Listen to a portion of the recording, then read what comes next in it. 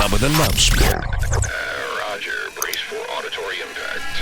10 seconds there. 1, 2. Ball pre-record on my count. May I have your attention, please? Bubba decided to take off this week, so this is what we call the best of Bubba. We're ready to go into fast time if you are. For all you counter-programmers out there, we know this is recycled material, some or all of which you may not approve. Do us all a favor and save your emails and chat cancer comments. They will just be filed in the Go F*** Yourself department. Doing a real good show up there, and I think we're proving our point, old buddy.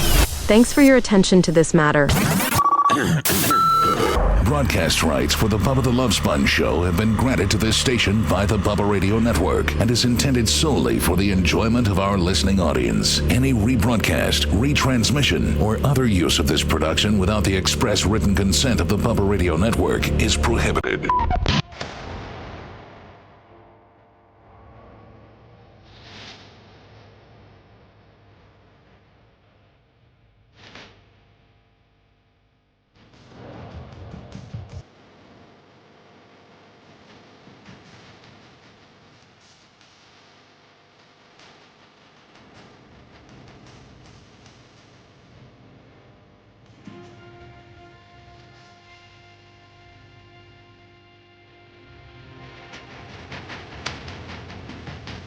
Wednesday, January 29, 2025. And I know that they're bailing out water in the steam room right now in the engine compartment.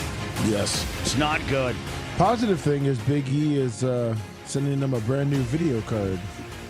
I don't know if Big E wanted to be identified as the person that initially... Well, I didn't say initially. I just said he's going to help save this issue. Macho wanted me to say thank you to Big E. Thank you, Big E, for helping us remedy this computer meltdown we've had. It has rendered Rhett and Macho Man. Macho Man was here at the studios until 4:30. Oh, man. Yeah. And you know how, this place usually clears out, well, even on Tuesdays when you're running a couple, you're running you're recording your 36 podcasts. You're usually out of here by 3. Oh, me? Normally, before 2. Yesterday. Everybody, usually on a normal day, everybody's out by like 1. Tuesday's a little bit of a late day for Seth because he's got 46 podcasts to record.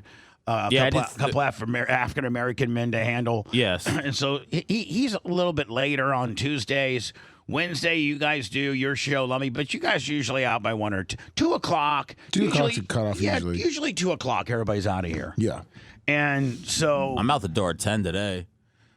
So I had to pick up my Crown Vic from Terry from, Preferred Automotive. I used to just call it Terry's Automotive, but it's Preferred Automotive, and it's right by kind of like Steinbrenner Field on Martin Luther King, Lummy, like you were going to Lasker's powder coating deal. It's right past that strip club. What's that? Pink Pony? Yeah, the Pink Pony. It's right past the Pink Pony. Make a right into one of these little side roads. Yep. And it's right there on the left-hand side. He can fix anything. He's the best. So I go to give blood yesterday, Lummy. I do my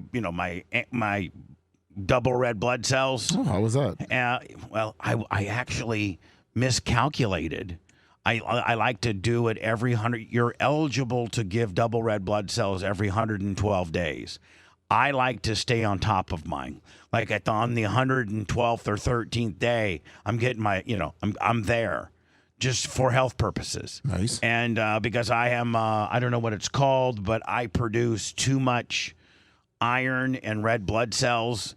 And which causes my blood to be like a milkshake. I got milkshake blood, and if I didn't do my what they call bloodletting, it's two different. When I go donate double red blood cells, it does two different things. One, it keeps me healthy. It keeps me within the normal range of what your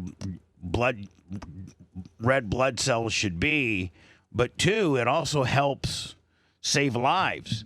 And with one blood, and now one blood has, Lummy, when you donate your blood, they screen it and the whole 9 yards. Well, when they use that blood, when they finally use your blood, they email you and said your blood was used last Friday in an operation procedure in Orlando, Florida. Oh, nice. So the guy that sucked that did my blood yesterday, that put the needle in and everything, his name was Carlos. And he says now One Blood is going to take it to the next level where the patient actually, and because of HIPAA laws and things like that, they're not going to have my name or my email, but they somehow contact you via email. I think they probably One Blood does, and they say they actually give you like a person that you helped. Oh, nice. So that's kind of cool. It looks like hemochromatosis. Yes, I have hemochromatosis. And so it's amazing how if I let it go. So I was eligible to give on February, I'm sorry, damn it, on December 19th. Well, I miscalculated and thought it was like January 26th or something. So I thought I was only 6 days late. Really, I was a month and I was 6 weeks late. Were you at death's door? No, but usually when they check my levels, because you can't be over 17 to donate.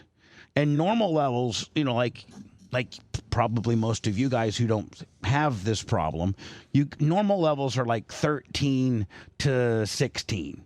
That's healthy. You know what I'm saying? Now, women tend to be lower because they have a monthly period and they shed, a certain amount of blood from that. Whereas men, we don't have a way to get rid of blood on a monthly basis. So, women kind of, and your body won't make new blood unless it has to. So, anyway, Lummy, I rolled in yesterday and she's like, you're a month and a half late from when you could have been here. I'm like, no, I didn't know that. She's like, well, let's check your levels. Lummy, I was like 16.7. Whoa. Usually I'm like 14.9, 15.1, well within the normal standards. But I was in over 17.1 or 2, they don't let you donate because you're too thick. I almost was too thick yesterday. I almost got sent home. So what are you supposed to do then? Then you have to go to a doctor and they have to do it.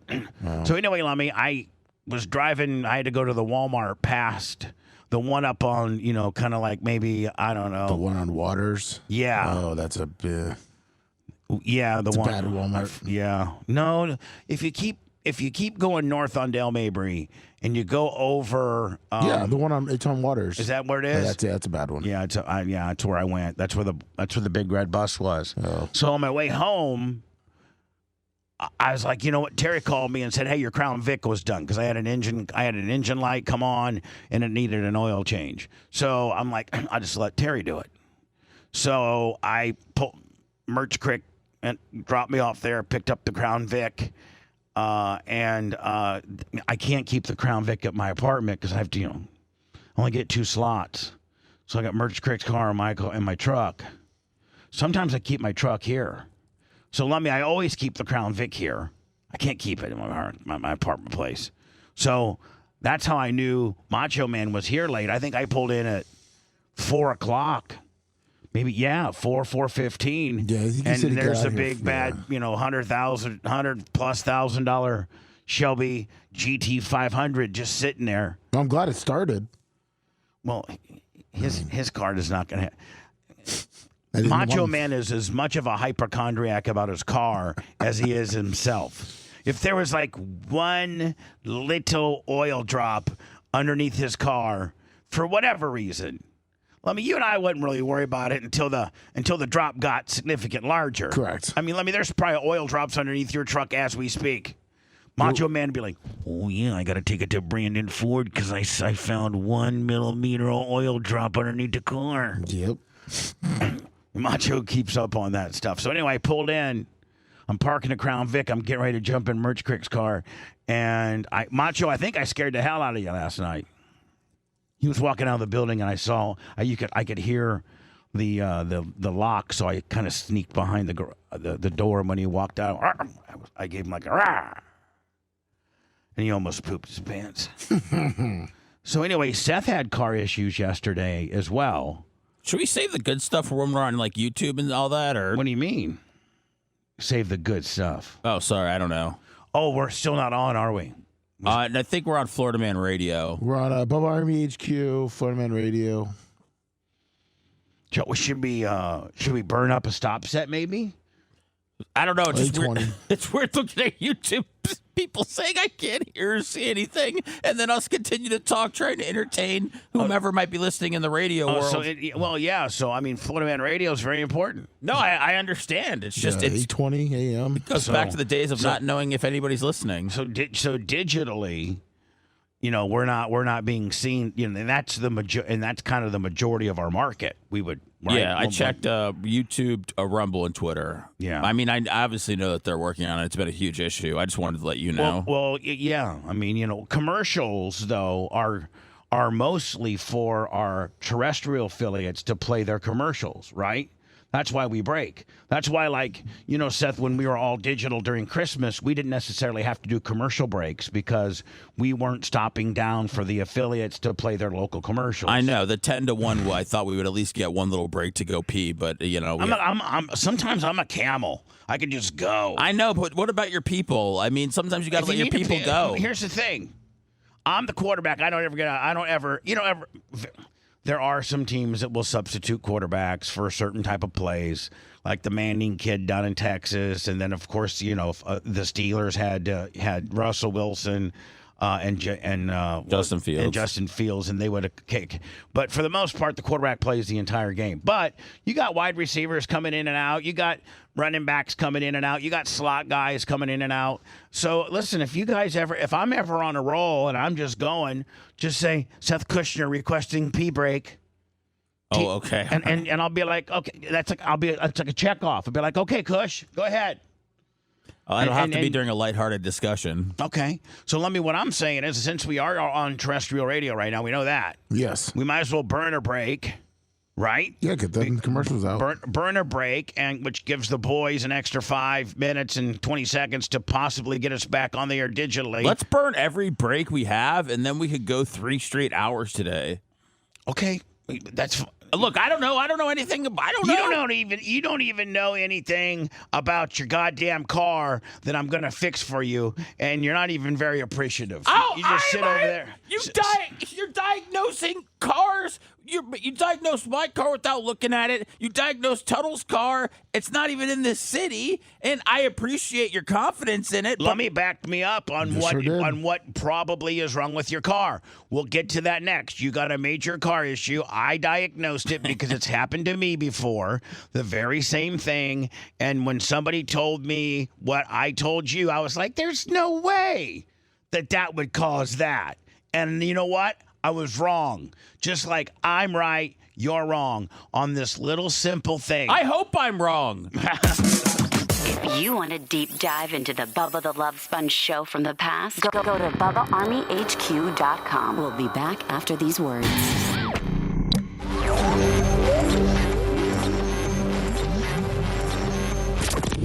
Hey, this is Mark Roberge from OAR, and you're listening to the best of the Bubba the Love Sponge show.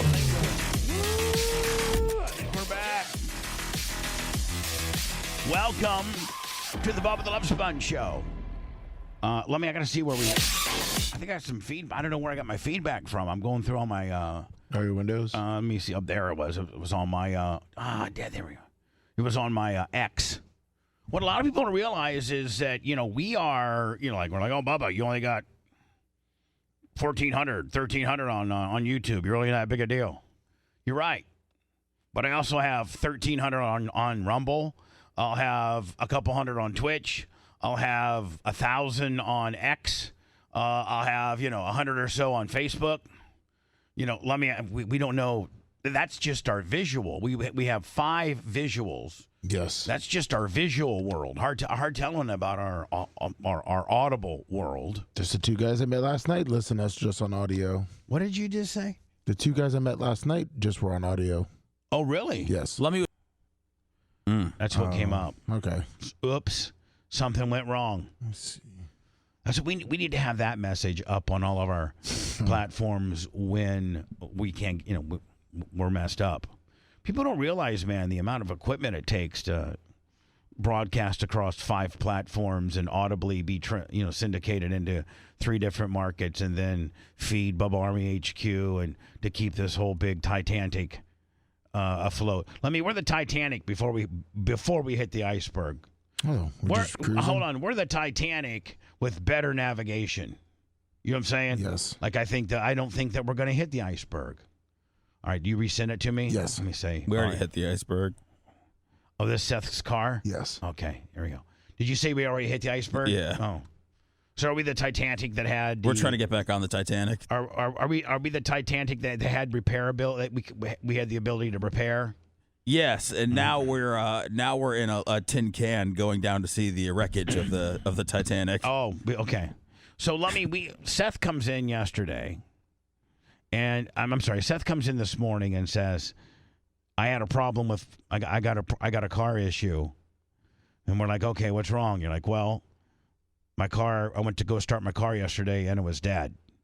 And so Macho Man, we went back to the back of the carport area, and I think you guys found some jumper cables. That or Macho Man had his own. No, I called Erica and to see. I figured jumper cables would be just lying all around back there, but there was we couldn't find them, and then she helped us, and then Macho Man found them, and he was kind enough to give me a little juice from his Mustang, but I don't think he was happy about it. Macho, were you mad about it? Do you feel as if that's hurting your car? No, not at all. I was upset at the other situation. Oh yeah. So it gave me a little break to breathe. And I still think I can feel the tenseness in your vocal cords that this We still got the water pumps going. That this situation, we're not underwater yet, right? We still got the pumps going. There's a 50-50 chance that we could survive. But I can tell that you're pissed, like you are pissed off. I hope you guys aren't mad at me, though. Uh-oh. I'm not sure that's where you're supposed to tell me. Oh, You're not absolutely mad at not, me. sir. Appreciate it. Appreciate all your help. So anyway, Macho Man jumps Zeth. Yes, that's what he calls him. Jumps Zeth yesterday. Zeth gets the car going, and Macho Man gives him the right advice. He's like, you need to drive this right to a Discount Auto Parts or AutoZone or O'Reilly's or a Napa. You need to drive this to a car parts store. I'm like, later. He's like, no, now. Right now. He said if you turn your car off, it's not going to start. Right. Yeah. So here's a good thing about almost all the O'Reilly's or AutoZone or Discount Auto, like Lummy, they all offer free battery check. Like if your battery's dead, you can drive there. And they will hook this. You can literally go up to the counter, and so Seth, let me send it back over to you because you did experience this. So rather than me to give play-by-play to what I think happens when you go to which auto place did you pick? I don't know which one it was called, but AutoZone. No, I think it was like Discount Auto Parts, maybe. All right, Discount Auto. Where at? Over in St. Pete? Dale Mabry and Euclid. No, I stayed in Tampa. Okay, so Dale Mabry and Euclid, Discount Auto Parts. You pull in. I'm assuming you leave your car running. No, I turned it off. Well, because I knew that I'd get a new battery. So all right, so you think that you have a fault of a dead battery? Of course, yeah. So you turn it off. Yeah. You go to the front counter and you say what? I said, "Howdy, sir. My name's Seth Kushner, and I know a lot about cars, and I just want to let you know that I feel I got a dead battery. So if you could tell me what type of battery I need to put in my Ford Hemi here, maybe give me a couple wrenches so I could do my job myself, I'll be right along my ways now. I said, run my debit card, hopefully it'll go through, and I won't get a decline deal. And if I do, I'll call my wife and get her debit card." Yes. So if you could just kindly show me what kind of battery I need for my Ford Hemi, I'll be right down the road. Well, now. at first he was talking to somebody, so I went over to the diehards and I was looking at him to to see what I was assessing, and so you were looking at the prices. Yeah. Because Macho Man. A good battery's about $100. Yeah, Macho Man told me how much it might be. So I told the guy, I was like, hey, I think I need a new battery from our Ford Fusion, and he said, did you get it from here? And I was like, I think so, and He said, "Is it under warranty?" And I go, "I have no idea, man." And so he came out and he tested my battery, and he said my battery was. He said there's nothing wrong with it. Yeah, so he brought his tester out. Yeah. So at that point, did he test your alternator? Well, then he came. Then he said, "Well, do you want me to test?" I don't know. I couldn't pick up what he said, but he's like, "Do you want me to test?" Blah, blah, blah. And I said, "Yeah." So he went in my car, and then he plugged something Plug in. it into the EPC, whatever it's called. Every car within the last 20 years being built has a little module that you plug in right kind of underneath the steering wheel, and it'll give you kind of a diagnosis of your car, right? Yes. Yeah.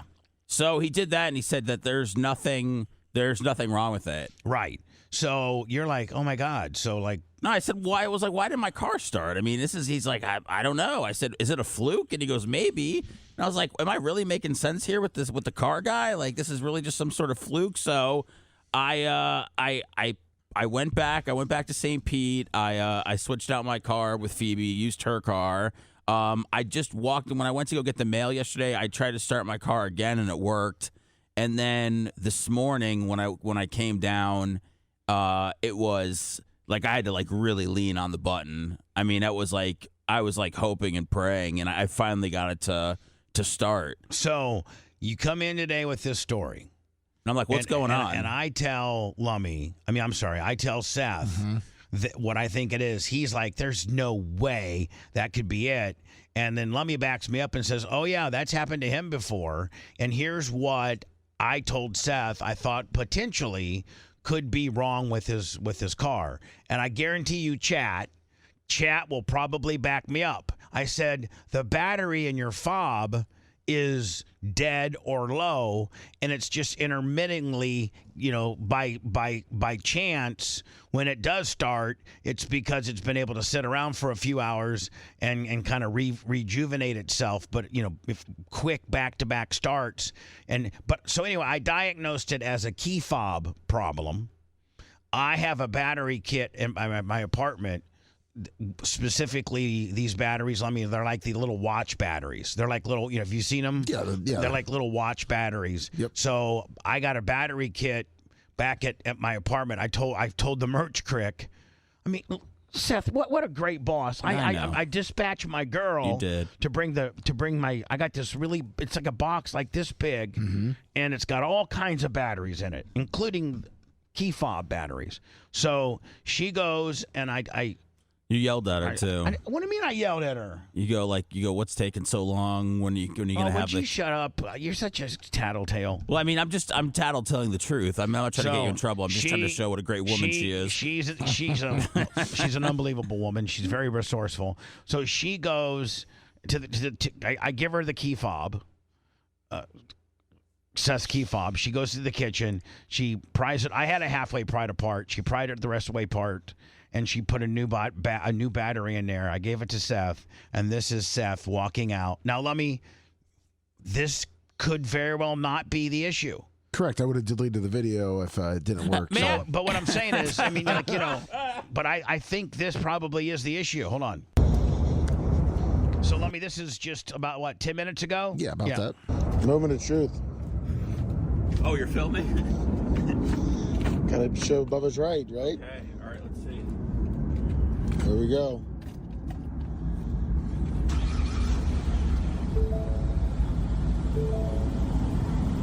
Did it work? I mean, it's working. I mean, it worked. It's So Bubba was right? Bubba seems to be right for the time being. We'll check in a couple hours. So you're still doubting? A little. Yeah. That's the unappreciative. What do you mean, dude? You're a hell of a hand. Thank you. Is there anybody else in chat? Because they usually have some pretty good insight into things that I've diagnosed or what we're talking about or whatever. May I ask a question though? Yes. If it's my key fob, then how come when Macho jumped me yesterday, how come it gave me juice right away? That's the only thing I'm confused about.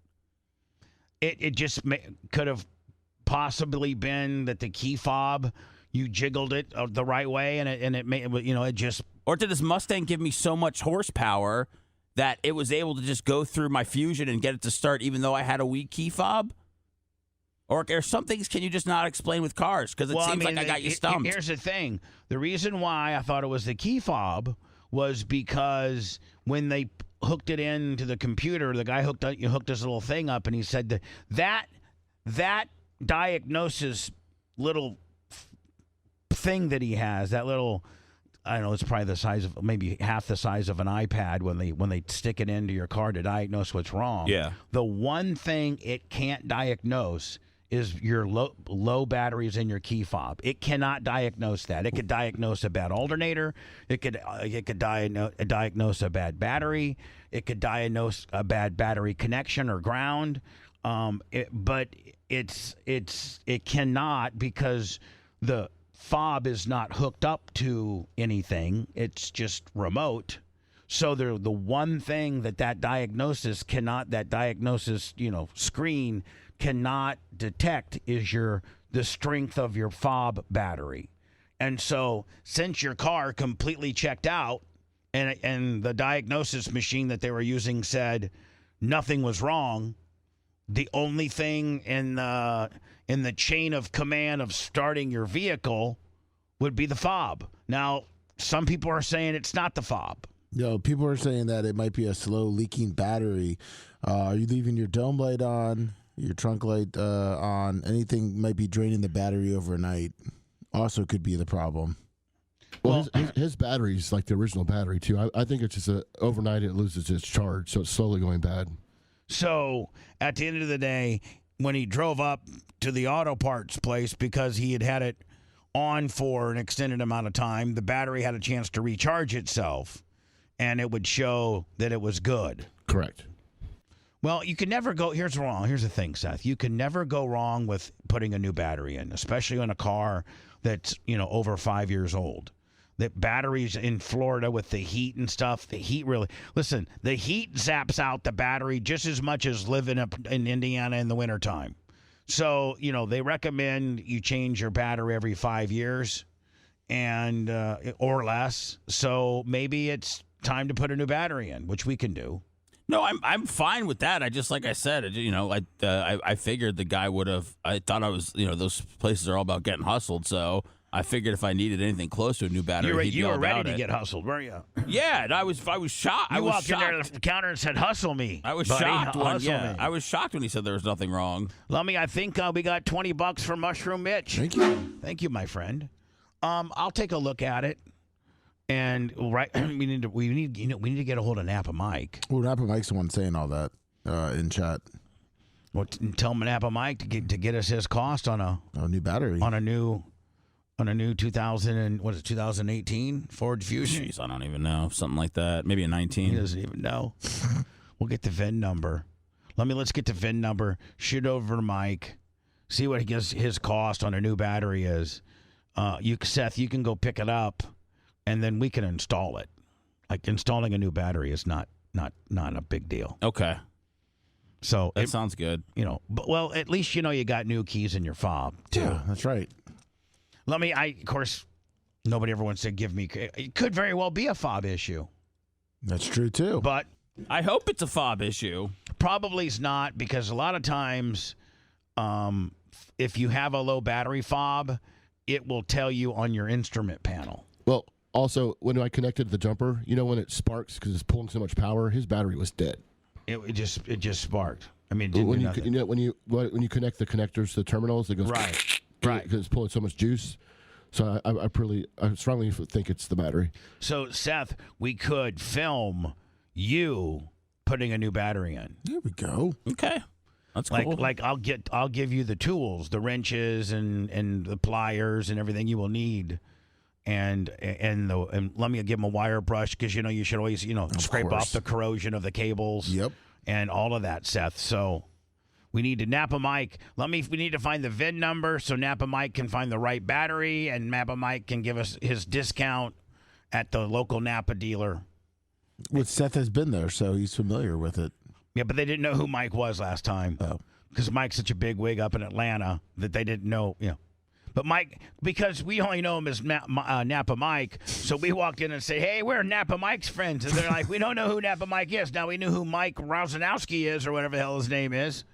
And that's indeed the person that blew in the order. And I think we got dead. What did we buy? What did we? What's the last thing we bought? Brakes and rotors. Brakes and rotors, right?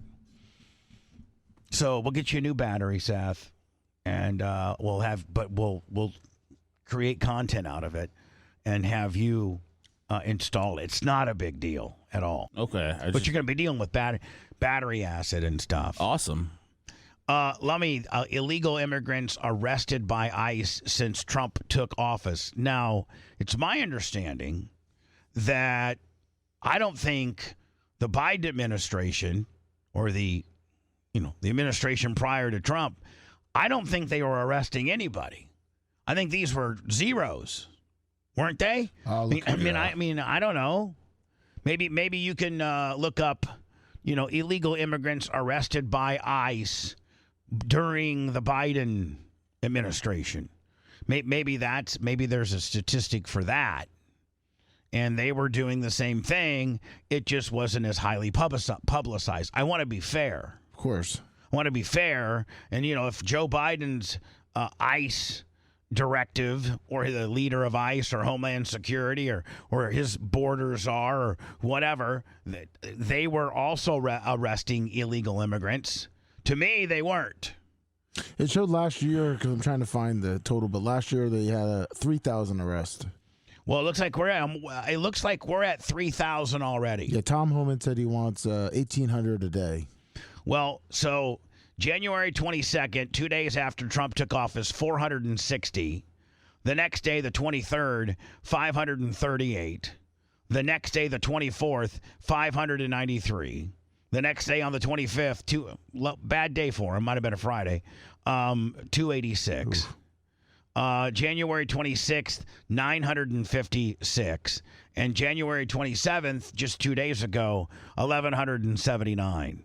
So you said Biden did what? How many in 1 year? 3,000. 3,000 a year? Okay, 460 plus 538 plus 593 plus 286 plus 956 plus 1179 equals, that's 4,012.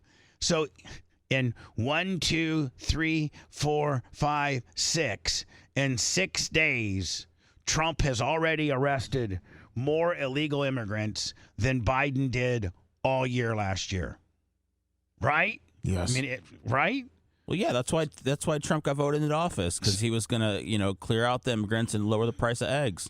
I actually, the guy who drew my blood yesterday is from Venezuela. His name was Carlos, and I could not have been more proud or more. It was just so refreshing to hear his story and his take on our country from a guy that is an immigrant and immigrated to our I don't know if is that right? Is that the right word? Immigrated? Is that the right word? Migrated? Is it migrated? Migrated. That came to our country the correct way, and how hard he has worked. He has now been with One Blood for 7 years. He's a supervisor. He has a family. And he is of not a citizen, but he is, I forget what it's called. Is he an ambassador to Venezuela? He's a U.S. resident alien. He's a resident alien. Stephen Fisher gifted us up. Thank you. And next year he has to take his test to become an American. And he's so proud that he gets the chance to take that test. And he is absolutely because I got to sit there for 30 minutes, get my milkshake blood sucked out. That's and right. I was the only one in the bus because a lot of people don't go to the big red buses because they're afraid. A lot of people don't like giving blood. Seth, you probably wouldn't like to want to give blood, would you? I gave blood a lot when I thought I had AIDS. So that was my way of them testing it. Oh. Yeah. Oh, Poor okay. poor man's AIDS test is to give blood. See if they don't get back to you, you know you're good. Yeah. Listen, let me. That's the one thing. I think yesterday I hit the 9-gallon club. Did you get a T-shirt? No, they gave me a $20 gift certificate. Oh, which nice. wasn't too bad. No. So anyway, I'm talking to this Carlos dude, and he's like,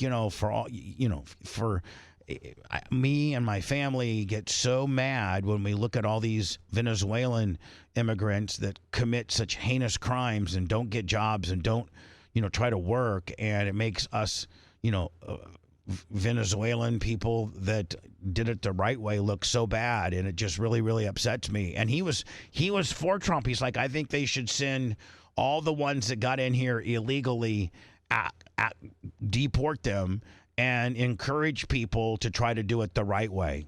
But he was just such a great dude to talk to. So let me listen to this. He said he asked me to fire him some, because when he takes his test to be an American, it's all about the history of our country. You have to study. Yeah. So my first question to him was, okay, Carlos, who was our 16th president? He didn't know that one. I said, I'll give you a hint. He wore a top hat and he freed the slaves. And then he immediately knew who that was. So I guess that's pretty good. Now he knows. Then I said, okay, what is the main document that our country, is ran by? And he said the Constitution. I said correct. And then I asked him, who was the president that got shot in Dallas? He knew that. And then I was just asking him some questions. Yeah, I was having a great afternoon. I was getting my blood sucked out and talking to a Venezuelan about U.S. history. Does it get any better than that? A little pre-American screening. That was very nice of you, Bubba. Yeah, exactly. This woman here, she doesn't like the fact. Well, a Hispanic woman says Trump supporters are no longer allowed to eat Mexican food or go to Mexico because they voted for Trump. Who in the hell... Listen, bitch, who in the hell gives you the right to tell me what I'm going to eat and where I'm going to travel and it doesn't matter who the president is.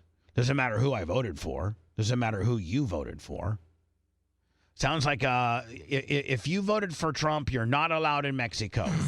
You're not allowed in Cabo. Don't have margaritas. Don't have tequila. No tacos. No enchiladas. None of that for you. Sorry, Lummy. Say coming from a woman that I don't know is an American. And let me make something absolutely clear, unless it wasn't already. These are the kind of women that I just want to. You want to just what? Punch in the mouth. Make out with? Oh. And let me make some. I'm not advocating violence on women at all, but these are just the kind of women that really get my, Which ones? The ones that try to ban you from Mexico? No, just try to be all bossy and authoritative, like whatever, and like tell me what I can and cannot do. When you don't even have more American legal standing than I do. I'm an American. I'm born in this country. It doesn't matter who my president is. Doesn't matter who I voted for. I am an American. Period. And I can do whatever I want. I can eat wherever I want, and I can travel wherever I want. That's right. And so who the hell are you, you bossy ass bitch? Oh, yeah. I hate bossy ass bitches because chances are bossy ass bitches don't know what they're talking about. That's right. And let me make something absolutely clear, unless it wasn't already. If you voted for Trump, you are not allowed in Mexico. You are not allowed in Cabos, Cancun, Puerto Vallarta, Aguascalientes, none of that. Guess what, baby? That's all in Mexico. You don't like us, we don't like you. Don't go there. Stay in your... Hold on. You don't like us, we don't like you. Nobody's saying we don't like you. What we're saying, or I guess the current administration is saying, is that, and the American people voted this guy in, is that we want people like you to be proper, to enter into our country properly. That's it. Fill out the paperwork, contribute to the tax code. Don't be, jumping over a fence or, put your coat down over some barbed wire. And listen, we want, legal, immigration. Don't say that we don't like you. I love Mexicans. And I love Mexican food. And now listen, I don't really need to go to Mexico. I don't really, but I like to have. I mean, who wants to really go to Mexico? I don't know. People love Mexico. Some people do, yeah. I mean, if you go to the right part of Mexico, I heard it's great because it's safe and stuff like that. But if you go to the wrong part of Mexico, you're done. They'll cut your head right off. In Mexico, you don't like us, we don't like you. Don't go there. Yeah, no, you don't like us. That's. We like you. Plenty of Mexicans I like. Yeah. Stay in your country. Figure it out. Vacation, I don't know, maybe Nebraska perhaps. One of the red states that you love so much. Stay there. Don't have margaritas, don't have tequila, no tacos, no enchiladas, none of that for you. Stick to what you know. Maybe a burger, perhaps. No. I hate bitches that get their head a-going and then their hand, they start pointing at you and all that. Wearing that New York Yankees hat. Yeah, exact. Bingo. Right on point. Snoop Dogg has addressed all the hate that he received for performing for President Trump's inauguration ball on Sunday. The rapper, I didn't know Snoop was 53. Jeez. Shared a video on Instagram where he addressed the criticism he received after his appearance. Maybe you can find me this Instagram post. For all the hate, I'm going to answer with love. Yeah, because I'm high. If you click on the Instagram, that blue link, it should take you right to it. Oh, that would be great. Yep. Perfect. Here we go. This him.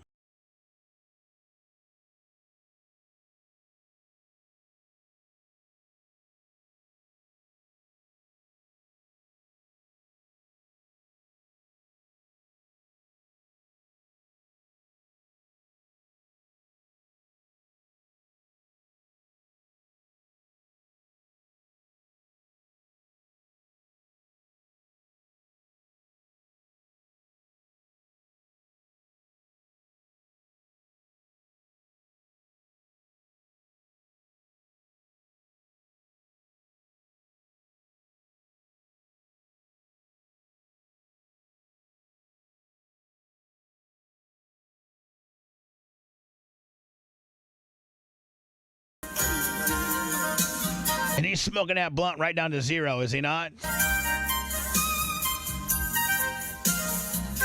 Somebody said he had a guy that rolled his joints and made 50 or 60,000 a year that had done nothing to roll up his blunts. Didn't you guys hear that? That's been going on for like 20.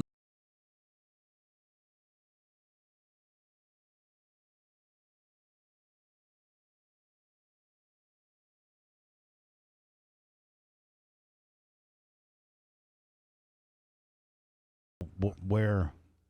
Usually in the stories, they always put their thing up. Usually they got the link to him saying what he did. That's just him reading the book, I think. I don't know. Video has no sound. Well, the issue is that he says that he was not black anymore or something. Well, it's not that. It's that I believe in 2016 he called anybody that would be performing for Trump it's Uncle Tom and N-words and stuff like that. So people are just kind of holding him to the hypocrisy, I guess, that he had 8 years ago. I mean, he was pretty vocal about it. For all the hate, I'm going to answer with love, said Snoop in a video as he sat in his car and took a hit from what appeared to be a blunt. Get your life right. Stop worrying about mine. I'm cool. I'm together. Still a black man. Still 100% black. All out till you ball out or till you fade out. Fail out. Fall out. Jesus, I'm stupid. I think I took a stupid pill today, Lummy. No way, dude. You nailed that key fob despite the leaky battery. Hi, who's this? Hello? Yeah, go ahead, buddy. Hello? Hey, I was just touching on that subject where you were talking to the Venezuelan about how he appreciated what Trump was doing. And I had a similar story. My truck was all decorated. I drive a triaxle, and it was decorated with the Trump flag, and America runs on Trump flag on the side of my truck on the 20th when inauguration happened. And I had to take them off, and they were laying on the ground at the job site. And I pulled up yesterday, and there's a full crew that comes in after us that lays the concrete, and they're all Mexicans, and they're all, Latino. And they had taken the signs off the ground and hung them up on the job, and that just shows a lot of them are appreciative of what he's doing. Most immigrants that are working regular jobs, like laying concrete or roofing or, just picking produce or whatever, most of them that are working they align with Trump's immigration policy because most of them got in the right way and, didn't get in the illegal way and are not committing crimes and are busting their ass raising their families and are doing jobs that a lot of Americans won't do. So a lot of them, have no problem with Trump being tough on immigration with people that have committed crimes or got into our country illegally. Most of them have got in. Most of the ones that we speak with, we interact with, like you and guys on the job site and things like that. They have these immigrants are great dudes, the hardest working dudes on the job site for the most part. Yeah, they are, and they're for him. And I just gotta say, Bubba, I really appreciate your resilience through this whole thing, and your freedom of speech, your stand on freedom of speech. It's refreshing. I appreciate it, but it comes with a cost, and that is, everybody. I mean, the minute you take a position politically, you've alienated half of your audience, and they start calling you this and calling you that. I'm all about the candidate that aligns with my beliefs more so than I am with what their party affiliation would be.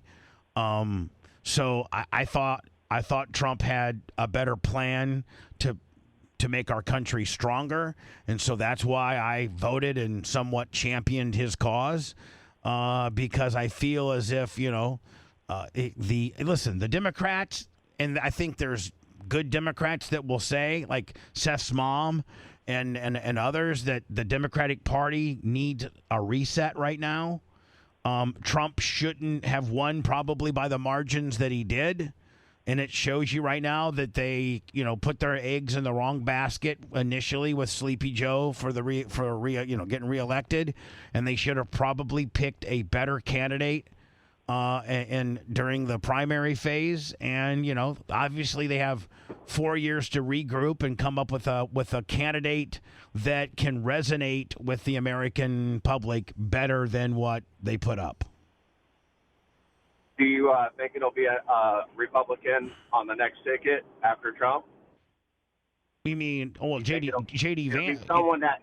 You mean JD Vance will be probably the Republican nominee, and then what you're asking me, what do I think that the Democratic nominee would be a Republican that flipped? Well, as far as the country goes, do you think more people are going to swing to the Republican side? And I think it's. To vote why don't we see how the next 4 years go? Yeah, I mean, I think we're, we're a week. We're like 9 days into Trumpville, if you will, and I think that we need 3.5 years of data to see where we're headed. Trump could crap the bed as bad as Joe did. Trump's got some very, very, very 180 degree beliefs and laws from where listen, we are completely opposite of where we were 3.5 years ago, where we're headed, I think. And that can either that's either going to be disastrous or it's going to be good. And, I think that it's way too early. In fact, I saw that Trump's approval rating wasn't even that good right now. It's really low. So I think we might be so broken it doesn't matter who takes over. That or Trump might be able, in some of these drastic moves with his different departments on trying to save money and different policies that are a completely 180 from where we came from, that might just be exactly what we need, and we will be a stronger and a better country 3.5 years from now. Or we still suck. We're still behind the 8 ball. and we need a change from his mentality. So obviously we're going to get a change because he can't run again. So whether it's J.D. Vance and Republicans or the Democrats are able to regroup and find a fresh-faced superstar is yet to be determined yet. Yeah. All right, well, bud. Bob, I gotta say, long time listener. I've been listening to you since '93, and then here and there, obviously over time, you got kicked off a bunch of times. I had to find you, but I gotta say, the group you got in there now, unbelievable. You continue to crop these great. Well, you got great radio hosts. Seth is amazing. Lummy, I love Lummy, and your whole crew is really, really awesome, and I'm really proud and glad that you're kind of making your way back up there, bud. Appreciate you, man. By what means do you catch the show? I listen on YouTube. I'm Big Arms 101. Yeah. I've been around for a long time. Appreciate it. YouTube's one of our strongest, positions. So, and we also put some cool exclusive stuff up on our YouTube channel, which, by the way, for those that don't know, is at the Bubba Army. Appreciate you, my friend. We look forward to hearing back from you someday. Awesome, buddy. Have a good one, you guys. Bye now. When I come back, Scottie Pippen is smoking crack. Absolutely smoking crack. He comes out with a statement that says he could have won, or him and Tony Kukoc and Luke Longley and Steve Kerr and whoever else was, Dennis Rodman. Why didn't they win? When Jordan was Grant. In '94? Yeah. I mean, they made the playoffs. That's about it. But, so Scottie Pippen says we could have won 6 championships without Michael Jordan. Well, here's the deal. You won like 3, I think, with him. 6? No. When he took his hiatus. Oh yeah. You won like 3 with him, and then he took, was it a year or 2? Just a year and a half off. Took a year and a half off, yeah. And in that year that he was gone, you didn't win the championship. So how can you say you would have won the ones that you did with him? Because there was a time before he came back. Now, after he came back, mysteriously, guess what? You won 3 more. So how can you say that you would have won anything without Michael Jordan? Well, I think they would have won without you, Scottie Pippen. I think you got it all wrong. I don't know about that. Well, he did come out and say that from a team perspective, he is better than LeBron, too. So, who? Scottie Pippen. Said he was? Yeah. He was better. If a team wants to win, if they were to pick between him and LeBron, they would take Scottie Pippen. Now, listen, I will tell you, Scottie Pippen made Michael Jordan even that much better. He complimented. I mean, listen, Phil Jackson had that team dialed in for when he got Rodman, when nobody would take a chance on Rodman, and some of the, he knew he had, and they had the right personnel to be able to pull off 6 championships. And Scottie Pippen was part of that equation. But for him to make something this outlandish, I guess Draymond Green was really the most critical of Scottie Pippen. He's like, "Are you smoking crack?" Man, ever since Michael Jordan broke up with Pippen, because Pippen was saying a bunch of stuff, and Jordan called him up, and Jordan essentially, I think, said this was the last conversation we're having. Man, Pippen is taking that stuff hard. Well, plus, let's not forget what really might be bugging him is that Michael Jordan's son was blasting Scottie Pippen's ex-wife. Oh, Larsa Pippen, yeah. Yeah. That's got to hurt the most. That does. That's where all this is coming from. We'll go get to. I sent you what Scotty was talking about with LeBron when he was on. All right, we'll get to that when I come back. All right. You're listening to the Bubba the Love Sponge Show. If you want 24/7 on-demand Bubba and the crew, go to BubbaArmyHQ.com. The Bubba the Love Sponge Show will be back after this.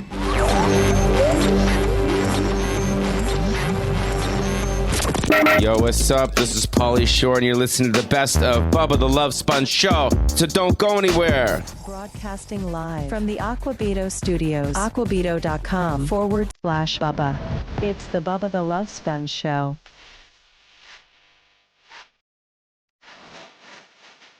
PayPal, Venmo, Cash App. As for, God, what is there, like 3 days left in the month? Let's close it out strong, kid. This is Stephen A. Smith. I love Stephen A. Smith. And you're saying the first minute of this, Lummy kind of lays out what we're saying a little bit? Yeah, first minute, like 30 seconds. He reacts to Scotty. Himself, the Chicago Bulls legend who won 6 championships with Michael Jordan, that Scottie Pippen. Well, he's had a lot to say about his former teammate recently, and it hasn't been that flattering. Take a listen. It's not even worth talking about. The two of them. When you ask who's better, LeBron or Michael, you can't ask me who's the GOAT between LeBron and Michael. Neither one of them are GOATs. Okay. I mean, okay, maybe you put Magic in there. Larry wouldn't qualify as the greatest of all time. He got hurt. He got hurt. Yeah. So, but I don't know what crack what strain of crack you're smoking, my friend. But yeah, that's all there is. It's LeBron or Michael. Like, I guess it depends on what era. But I mean, even statistics. I don't know. Even like as far as championships, Michael won. Did he win 6? Yeah. And how many did LeBron win? I think he's at 4 so far. He's at 4. Yeah. I don't think LeBron in his career is going to win 6. I don't know who has more points. I don't know the stats per se. I think LeBron's got the records. Yeah, but for him, now so at this point it's one of the two. Okay, I mean it's one of the two. That's just it. For this smash nosed stupid son of a bitch that knows the game and was an upper echelon ball player, good one, great ball player. For him to make this statement shows you just how stupid and vindictive he really is. Who's the GOAT between LeBron and Michael? Neither one of them are GOATs. Please. They both won differently. You can't put them at the top of the pinnacle. Magic Johnson, to me, is a bigger GOAT than anybody because of how... And again, Lummy, I threw that in there. Sure did. He led. How he brought a whole team. Michael did the same thing. Yeah. Michael carried the whole team. How when the greatest scorer in the game, Kareem, was not there, and him as a rookie center steps in and plays a position that no one even knew he could play. That's transcending what you can do as a player. Look at Steve Smith.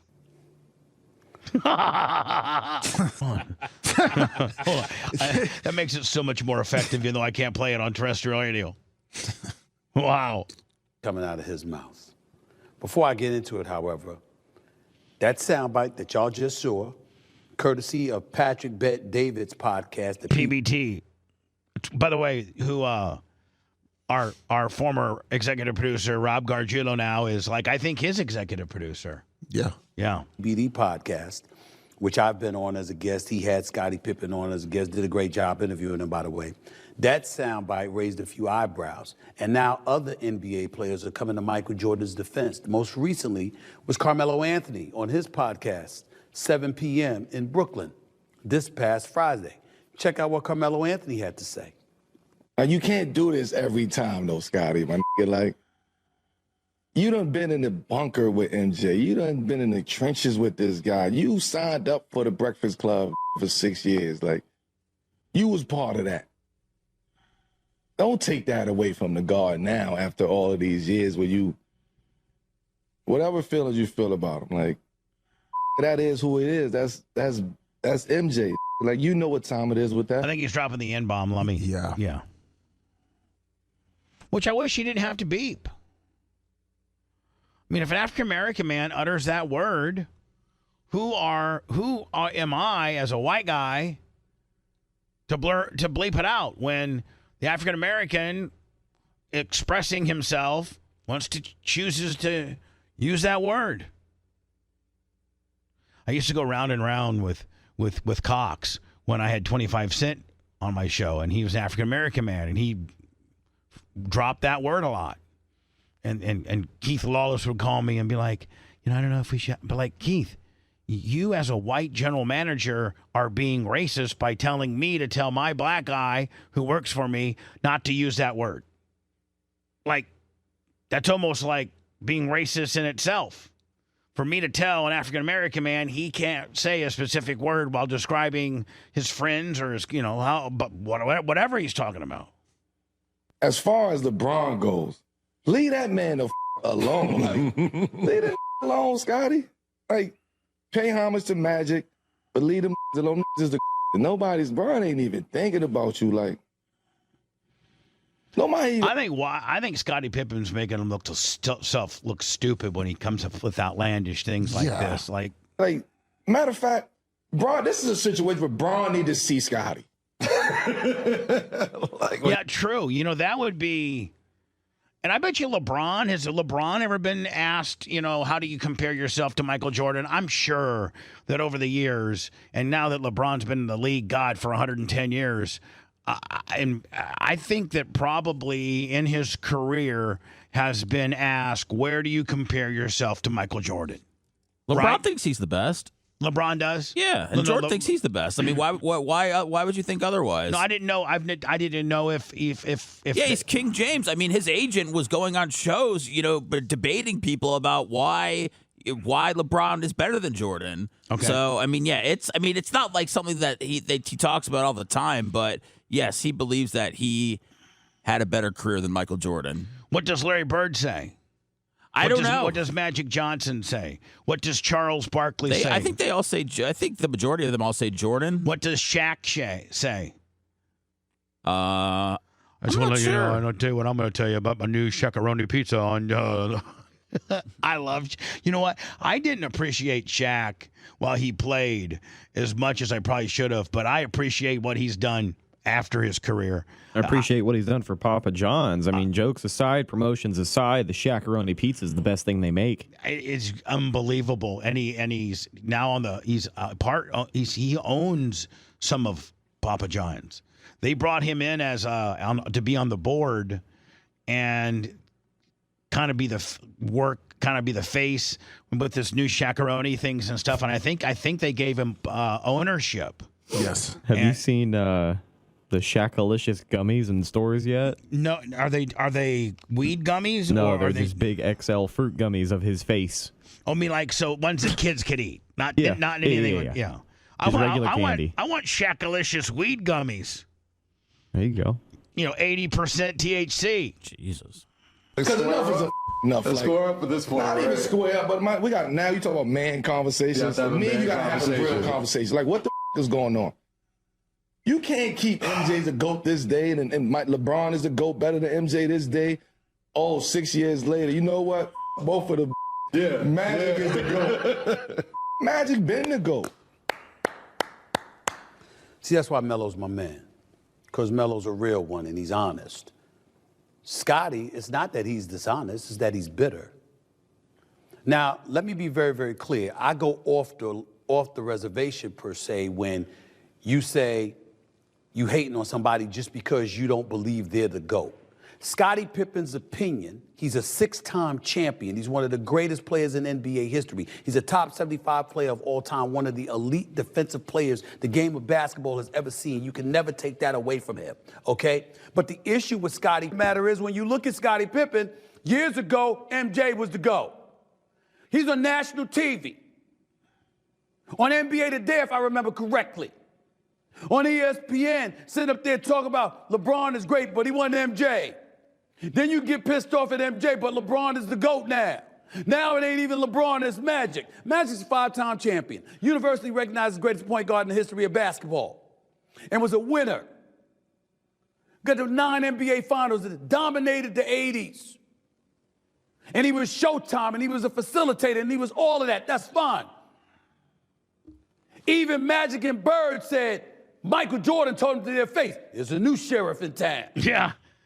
When they were on the 92 Dream Team. Yeah. They practiced it, and MJ looked at Larry and Magic and said, new sheriff in town, old timers.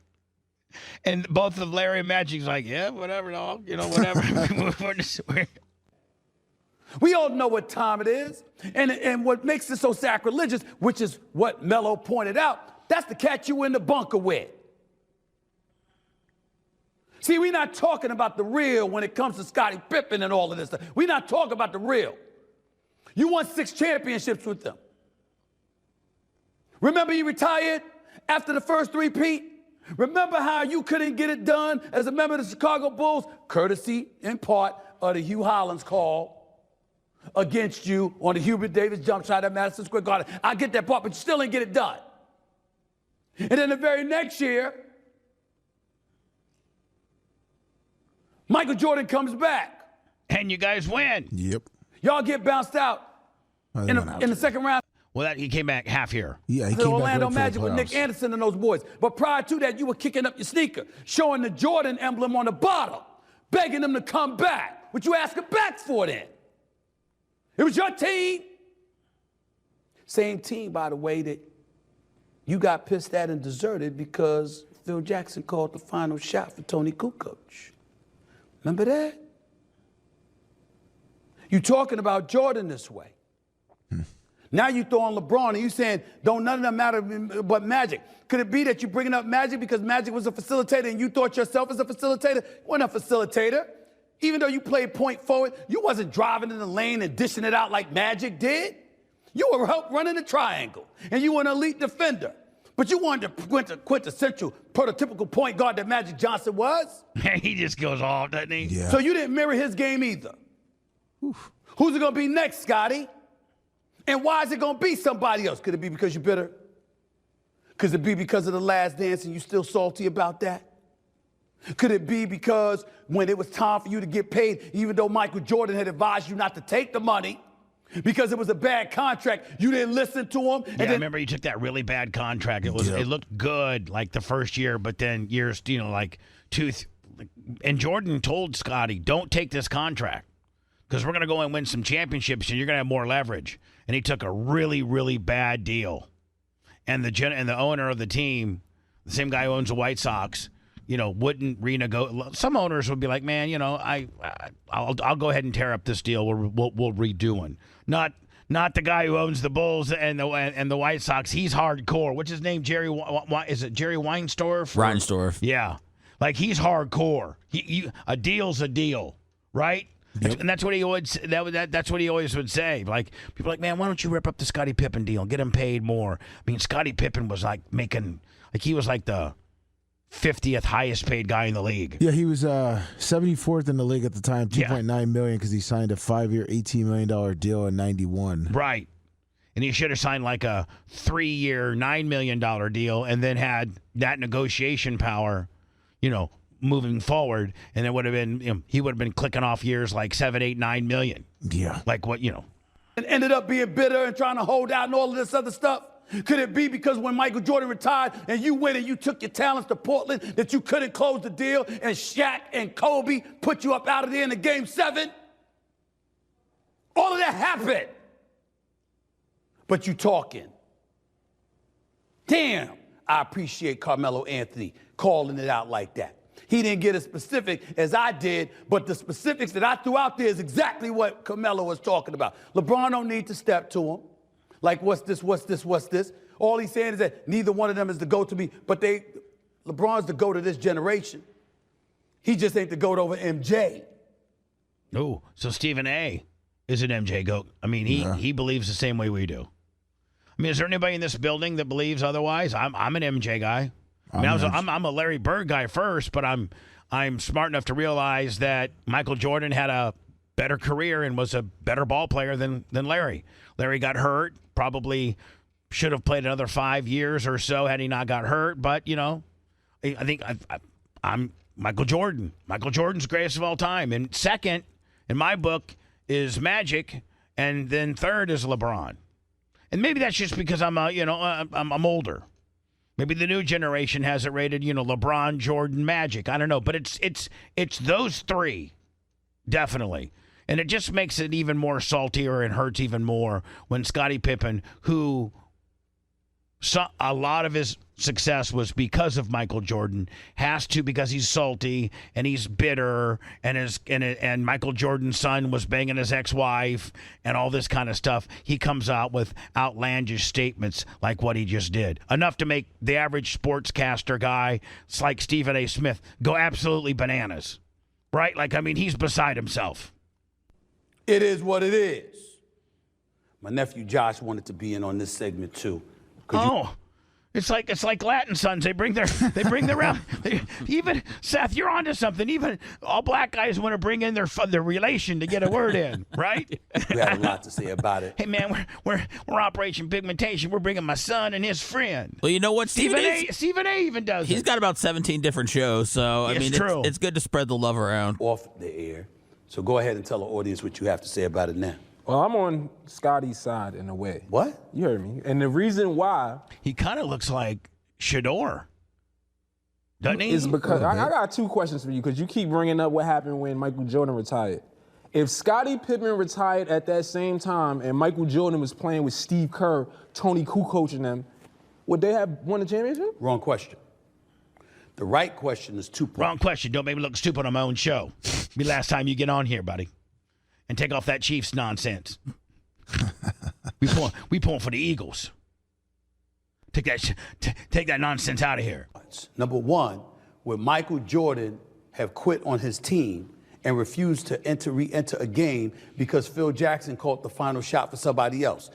No, and actually, maybe Scottie Pippen might have been the first really high-profile guy to do that. You know, recently in football, we've had some guys that refused to enter the game, and they've been dealt with accordingly. And it's like came up, but I forgot that Scottie Pippen kind of was the first high-profile person to do this. Yeah.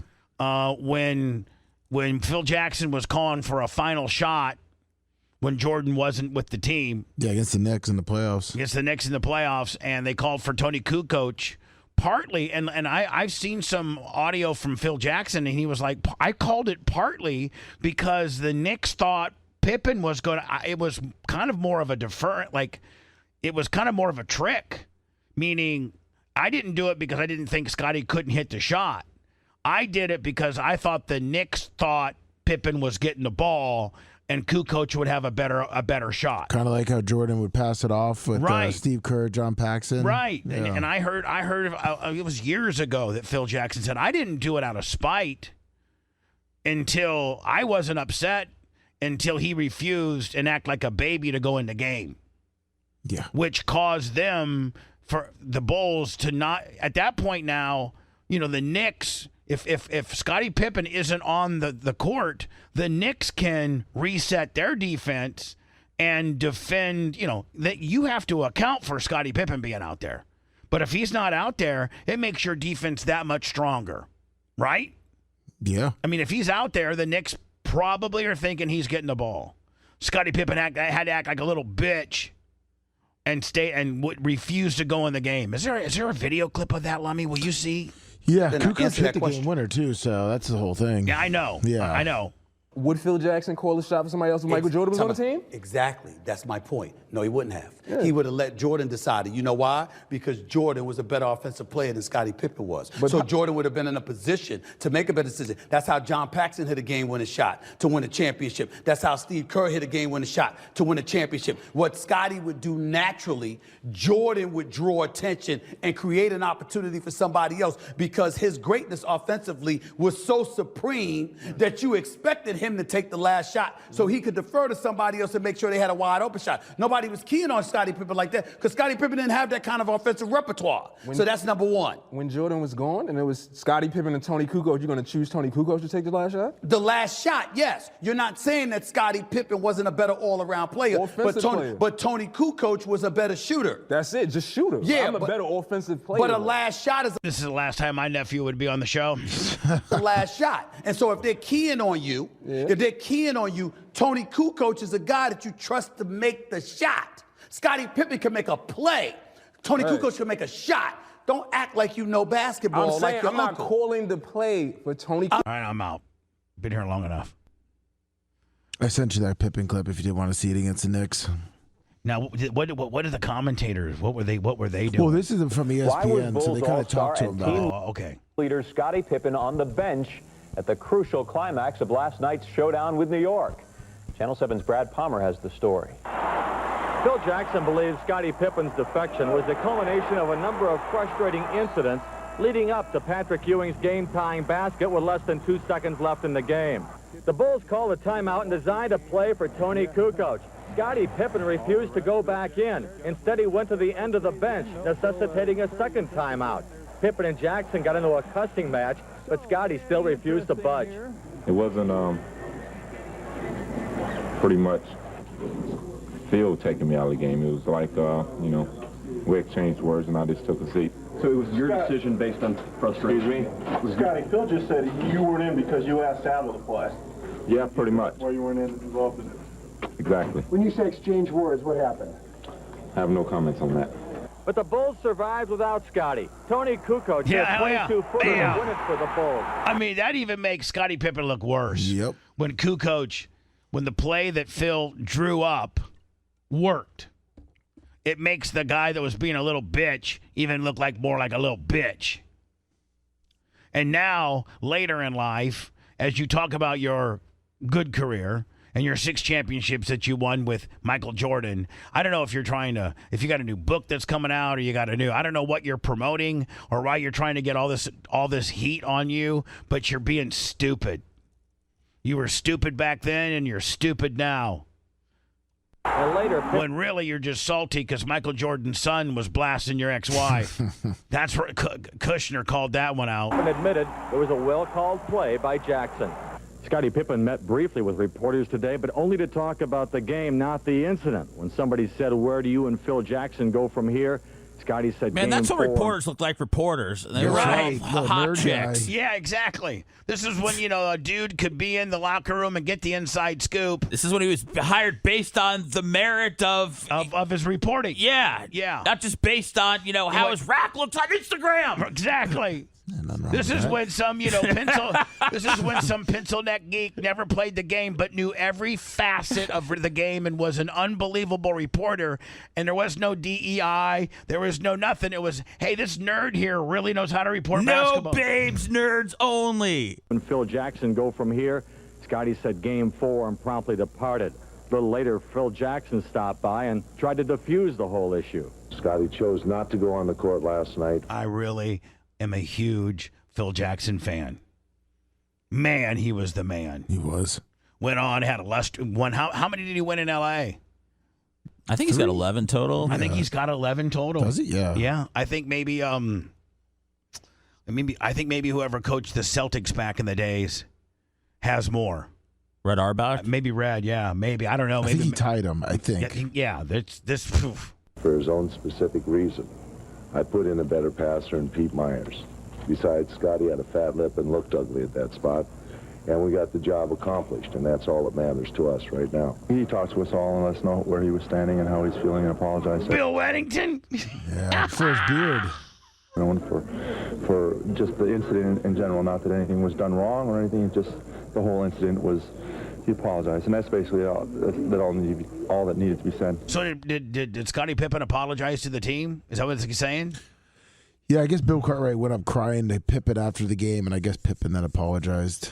Well, the Bulls are doing all they can. Bill Cartwright was pretty intimidating with those goggles. No, that was Horace Grant. That was Horace Grant. Yeah. Didn't Horace Grant end up in Magic? Right. Yeah, he did. And to put a positive spin on this, actions certainly speak louder than words. If Scottie and the Bulls come up big in Game 4, all of this will quickly blow over. But if they don't, we could be feeling the aftershocks for some time to come. From Deerfield, Brad Palmer, Channel 7 Eyewitness News. Jackson had 11. Talking about real reporters, Seth. Look at this. This was only 1999. This is 1999 Big Ten tournament. Like I think it's 1970. ridiculous. The Big Ten pushes everybody out into the parking lot. There's plenty of room in the United Center. We've done live shots in there for the NBA Finals, Stanley Cup playoffs. But the Big Ten, I guess, wants to be like the bureaucratic gorilla known as the NCAA. So their ball. They're going to win this one, I guess, Jim. From United Center, Brad Palmer, ABC 7 News. Oh, no, Professor, they never beat you, but you get inside and stay warm. Professor. Again, like Seth said, that's when reporters there wasn't a DEI situation. There wasn't, how much I can squeeze my rack up. There was no lawsuits about, groping the makeup woman. No, none of that. He went out there raw, natural. In the GOAT debate, that's still saying that you're ahead of Michael. So your position is still in the game of NBA. You're the greatest of all time all around. I'm speaking from a team standpoint. Would you put As a LeBron? standpoint. Would you put yourself ahead of LeBron as a team standpoint? My success as a team is more successful than LeBron. I got 6 rings. So then if I talk to an NBA owner, by the way, this is very helpful because for me as a fan, I've followed this. So if I speak from an NBA standpoint. Don't lay down, PBD. Don't let this guy spread this nonsense. Owner, and I want to find an all-around player to be my number one. You think the average owner is going to pick you or LeBron? I don't know. Got it. So that. You want individual accolades or you want championships? Because I didn't chase mine. But when you say you're the greatest of all time in the GOAT debate, that's still. All right, that's over. Let's close out this Scotty stupid nonsense. Let's go to this next. Coming up next, this big shrimp caper. They're saying that that shrimp fraud is running rampant in all and amongst all the bordering states of the Gulf of America. That from like Louisiana, Alabama, Florida, where else? What Texas, Mississippi. You know, they all say, various seafood restaurants say, Gulf shrimp, Gulf of Mexico shrimp. It's not even just shrimp; it's fish too. But it's they can put the spotlight on shrimp on this one. And they're saying where the shrimping industry it's a fraud because most of the shrimp that they're getting, and it specifically says that Clearwater, Tampa. It said Baton Rouge, Louisiana, Biloxi, Mississippi, Galveston, Texas, and Tampa Bay, Florida. These researchers found a significant number of restaurants that were passing off their shrimp as locally sourced, even though they were grown on foreign farms imported into the U.S., and it says the highest shrimp fraud rate is Tampa Bay and St. Pete at 96%. Iggy McGill got $20. I got 7 rings. Only Iggy's got 7 rings. I think 7 rings are Iggy, shivering Kenny Priz, the Bubba Light, D in the back, Cable Dog, Scotty Landers, Big Man 028, the Nashes, Larry Plummer, Airtight, LM Close, Scout and Big Gulp, and Superfab Bubba Light. I think those are my only 7s. I think that's the 7 ring list. That's impressive. That's like naming all the states. Thank you. Yeah, there's 14. It looks like 14 what? The 7 ringers.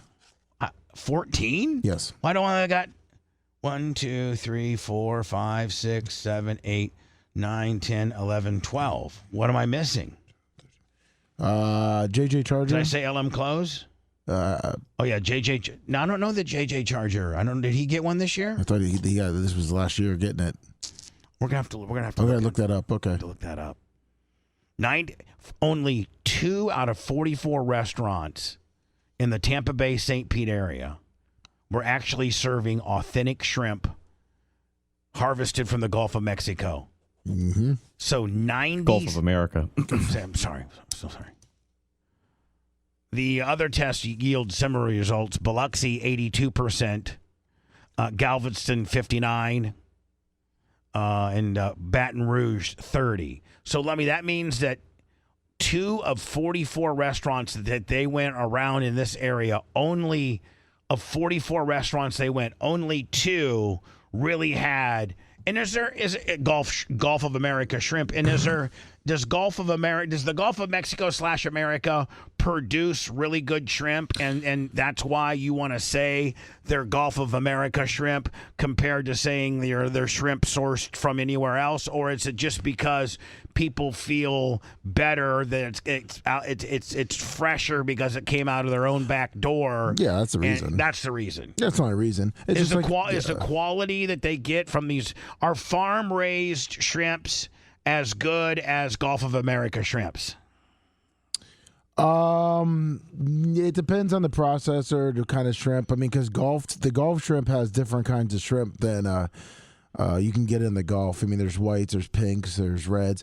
A lot of them that they're saying like are farmed that people don't know about. There's red shrimp coming out of Argentina. Red shrimps. Yeah, the red shrimp, and they're just calling those Gulf shrimp because there are red shrimp in the Gulf. I do love shrimp. Yeah, no, shrimp are amazing. I mean, some people just pump it too much, and but it's hard. Is there a to big tell. markup on shrimp? Yes. I can't say for sure, but I think they got this tip from Lummy Investigates because he sniffed this one out like 2 years ago. Yeah, I think Well, so too. they do the same thing from seafood too. I mean, the fish, every single The fishing thing business is a dirty game, ain't it? Oh yeah, it's all from out of a lot of it's from out of the country. Yeah, it's a big fraud. When we come back, I'm going to get into our main story, and that is this very large African American woman who is upset because, well, she's a rapper. What's her name? Danny. I forget. Oh hell! Damn Yeah. it to hell! What's her name? What? Damn it That's to close hell. Here we enough. go. Oh Right yeah, here. Dank. Dank DeMoss. So Dank DeMoss is her name, and we actually. Look, I mean those what are those things called? Like Spanx? What are those things? That's Oh, that's called past. a fupa. That's called a fupa. Spanx push in, Lummy. That's because they really kept her in from her music video. Because she I'm going to was- get into Trump's new That's press. a car cover. I'm going to get in. If you love that segment, then check out BubbaArmyHQ.com and do a deep dive on past shows. The Bubba the Love Sponge Show will be right back.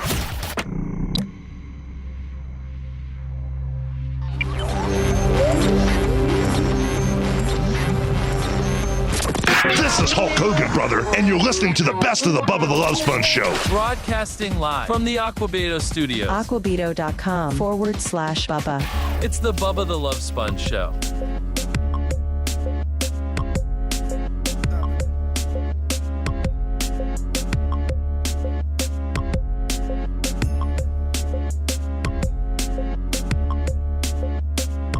Let me just throw me a curveball, news-wise.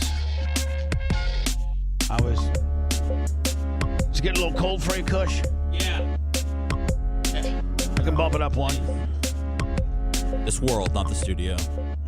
The world's getting cold. The world's a cold place, Bubba. Let me in between commercials. I'm trying to edit my commercial that's going to run on 3 JVC radio stations in Ocala about Bubba Raceway Park / Ocala Speedway hosting the 54th annual Winter Nationals, the Lucas Late Models, next Tuesday, Wednesday, Thursday, Friday, Saturday, Sunday. 7,000 to win Tuesday, 7,000 to win Wednesday. Then I think Thursday it's 10,000 to win. Friday it's 15,000 to win, and Saturday it's 25,000 to win. So Tom Bean's very, very nervous. Had a $256,000 total purse. So I got to put some asses in the seats, my friends. If you're listening to my voice and you're in Florida and you want to see some really good. By the way, I think the weather is going to be better next week. And so come on out. I understand Tuesday, Wednesday, Thursday could be tough, but Friday and Saturday, boy, I'd really like to have you at my place to see some really good racing. I don't know. I think these late models are now producing 1,000 horsepower, and I think there's just going to be some really good racing. We had good racing this past weekend with much lower horsepower vehicles, street stocks, and open wheel modifieds. The racing was just unbelievable, clear to the wall. And I think the late models, they'll be doing sliders and going clear to the wall, which that high line is really the preferred. I mean, how much for a couple of pit tickets? I think they're $50. Ooh, that's a steal. Yeah. You can buy the whole seat, but you'll only need the edge. That's it. Lummy, the High side Willie. the moment you've all waited for, March 27th on, is it going to be, I'm guessing, Cinemax or HBO Max. HBO Max, and they're going to stream it, and it's Jake Paul versus Logan Paul. They haven't officially announced what it is yet, though. Yeah, is it pro wrestling? Is it MMA? Is it boxing? I mean, those are the only three things it could be. A lot of people think it's just going to be an exhibition. Because normally ahead of time, I think when they announce these fights, you can take a look at the info, and there hasn't been any kind of update officially. Hold on, let me see what I can find. Yeah, I mean, I got to think that the only thing that's legitimate is boxing, and that's not even legitimate. I mean, I think that it says boxing match. It says we'll be facing off against his owner brother Logan Paul in a boxing match. Man, I hope that we can, as a nation, come together. We can put our foot down on this. I look, with the Tyson thing, we were curious. I got it. I think it went how a lot of people thought it would go. But now him fighting his brother, exhibition or not, I mean, this is just enough's enough. No, ESPN is reporting as of yesterday in the afternoon. It says Jake Paul and Logan Paul made social media announcements Tuesday that created widespread speculation the brothers would fight each other, but the teased March 27th event on streaming service Max will be a reality series rather than a boxing match. There you go. Sources told ESPN's Mike Coppinger, calling it the moment you've waited a decade for. 50 from the Gas City, Indiana madman, Scotty Landers. Thank you, Scotty Landers, for the 50. Well, this one came out a couple hours ago that said there's going to be a boxing match. But it said a reality show, right? Not mine. Mine says boxing match. Rhett's says reality show. Yours says boxing match. I got ESPN and Sports Illustrated here that say it's going to be a Max reality series. I mean, it's not that I don't believe you. I'm just telling you what I got in front of me. No, I mean, Is it possible it follows Logan Paul on his path to WrestleMania and maybe Jake Paul on the path to his next fight? I mean, is that? I don't know. Is that something? Or? I think you were more. I think you were closer to what people are feeling just a second ago by saying enough. Sports Illustrated picked up Mike Coppinger from ESPN's report. He said it was going to be a reality series. Chris Mannix said a source confirms Mike's reporting here. While social media ran with this as a fight, smart marketing is always by the Pauls. It was never formally announced as a fight. Jake, Logan Paul suggest their next fight is against each other on HBO Max. The brothers, Jake and Logan Paul, made social media announcement Tuesday that suggested their next fight will be against each other, aired on HBO Max, calling it the moment that you've all waited a decade for. The post featured head-to-head shot of the brothers with a March 27th date and the HBO Max logo. Further details were not included in the posts. An HBO Max fight would be the first for the Pauls, and they have had bouts aired on platforms such as is it DAZN? Yeah. DAZN. Showtime, just a bunch. They've been on every potential platform. Is it Famio, ESPN Plus, Netflix? Jake Paul, Mike Tyson, the former heavyweight champion, broke records.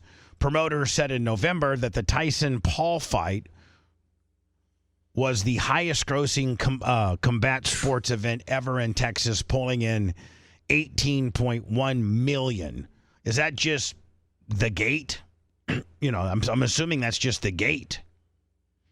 BetGM said the bout was by far the most bet boxing and mixed martial arts fight, taking 3 times the number of bets and 4 times the money of any other combat sport in history. Logan Paul, a part-timer for the WWE, has been widely successful and he's a great wrestler. He really is one of those guys that has come in and not under the guise of kind of entertainment gimmick, and really taken akin to being a very good, solid wrestler. People that are established, solid wrestlers, say this guy's got the skill. He gets the psychology of wrestling. He has got the moves. He just, he has the timing. He has ideas. They've caught him on doing, they've had drones catch some of his moves and all that stuff. So he's good. Yeah. He's no longer a sideshow or a gimmick. He's on the full-time legitimate roster. That being said, nothing's going to piss people off more than, because again, Lummy, when you show this is the standard. Whether it's an MMA or whether it's a boxing match, the standard, what they call the stare down. the weigh-in stare down is what. I mean, I've never seen a promotional poster with two men in this manner that didn't do anything other than some type of combative sport, whether it's slap boxing, arm wrestling, MMA, jiu-jitsu, They're smart, though. I mean, if they would have just said, hey, right. new reality show coming on March 27th, no one would care. This has everybody talking. Right. I mean, look, it has us in here arguing about it, right? Yeah. I mean, here we are arguing about what is it going to be. But, I mean, here's the deal, though, Seth. I feel as if we all think it's going to be one thing and they give us the next, and then we feel like we got kind of duped and we're not really interested in watching a Jake Paul reality show with his brother. We would be more. They positioned it. You don't want them to fight, Bubba. We don't want to talk about that for 3 months. We don't want to set up a night where we have to watch these. There's no scenario where a Paul brother loses. I don't think that's good for anybody. Yeah, I wish they'd be a little more honest. I think that's marketing. That's what they're brilliant at it. That's what they are. Be ahead of being athletes, boxers, wrestlers. They're marketers. They promote. But That's how they got huge. Don't you agree that eventually they're gonna have to fess up to what they're doing?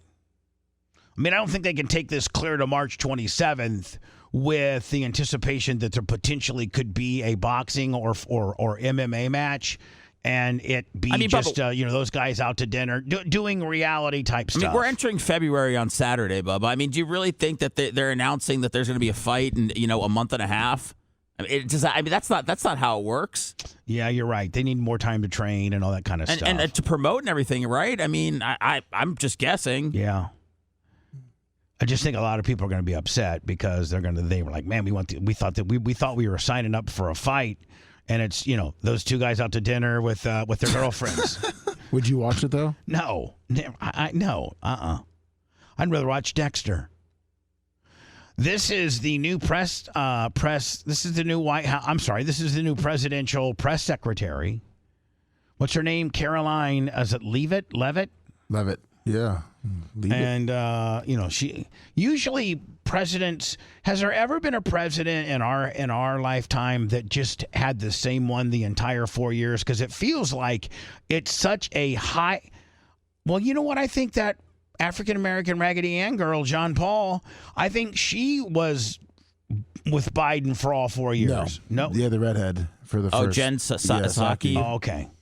But it's to me, it seems to be such a high stress because you're always just fighting off, like you're always like King Kong on top of the Empire State Building fighting off planes coming right at you because you got your friends and you have your foes with regards to media.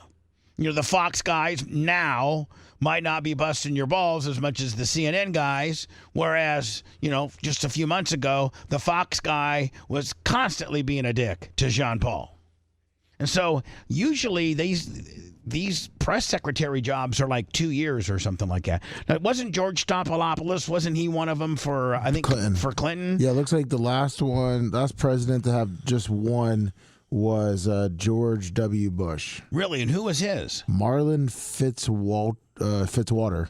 That's because he really never did much. I could do 4 years as the press secretary if there was no internet.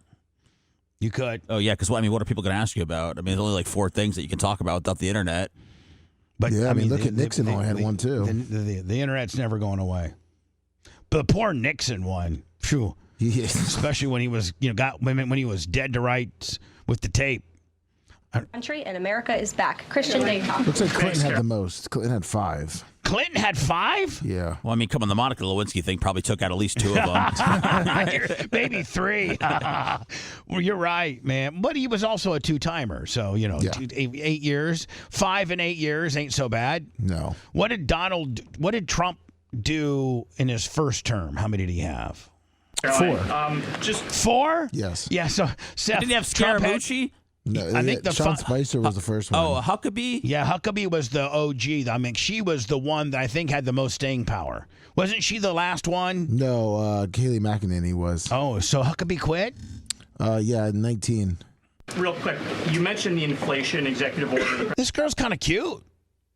She's kind of attractive. I think she's like 20-something. Hasn't signed, but egg prices have skyrocketed since President Trump took office. So what specifically is he doing to lower those costs for Americans? Yeah, everybody's freaked out on eggs right now.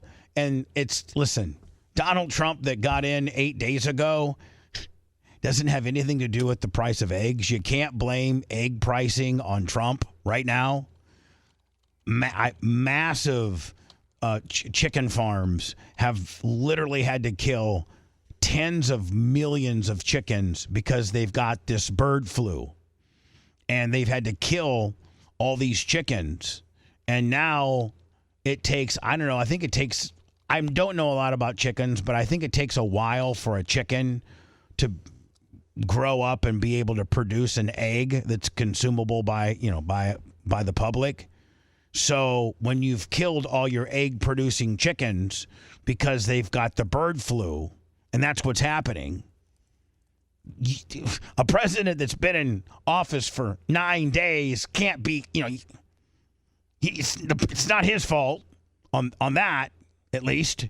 Really glad you brought this up, because there is a lot of reporting out there that is putting the onus on this White House for the increased cost of eggs. I would like to point out to each and every one of you that in 2024, when Joe Biden was in the Oval Office, or upstairs in the residence sleeping, I'm not so sure, egg prices increased 65%. Well, that was the first increase, and now they've gone up more. In this country. We also have seen the cost of everything, not just eggs. Bacon, groceries, gasoline have increased because of the inflationary policies of the last administration. As far as the egg shortage, what's also contributing to that is that the Biden administration and the Department of Agriculture directed the mass killing of more than 100 million chickens, which has led to a lack of chicken supply in this country, therefore a lack of egg supply, which is leading to the short. Well, I mean, listen, Biden, 100 million chickens? That's a lot. Listen, and yes, hell, man? He had to. This bird flu will just destroy them all. And I didn't know this, but I was talking to a guy that lives next to a huge chicken place in Ohio. And when they kill them, they gas them. They gas these chickens.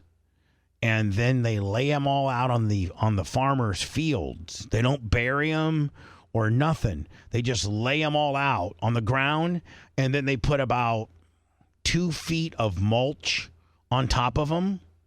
And within like 2 or 3 weeks, the chicken, all the bones, all the feathers, everything are completely gone.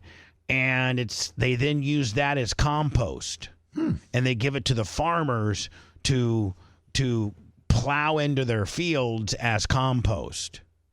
I didn't know, but so I'm like, well, how does a chicken completely disintegrate in like 3 weeks? He's like, the maggots and just everything. The chicken is complete. You don't have to even dig a hole or nothing. They turn them into compost. Yeah. Shortage. So I will leave you with this 6 point. months for a chicken to grow and hatch an egg. This is So when they kill 100 million of them because there's this big bird flu deal, they're 6 months on getting the chicks that they have now. First of all, they got to get birds that don't have the bird flu. They have to pop out some chicks. So they have to go get new chicks and basically kind of almost start over.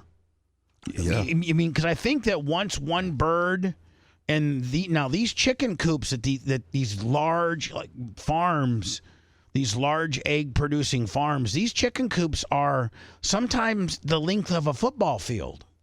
I mean, they're huge. And the ones so they have to completely wipe out all of those. Are you a cage-free eggs kind of guy? I could care less. Wow.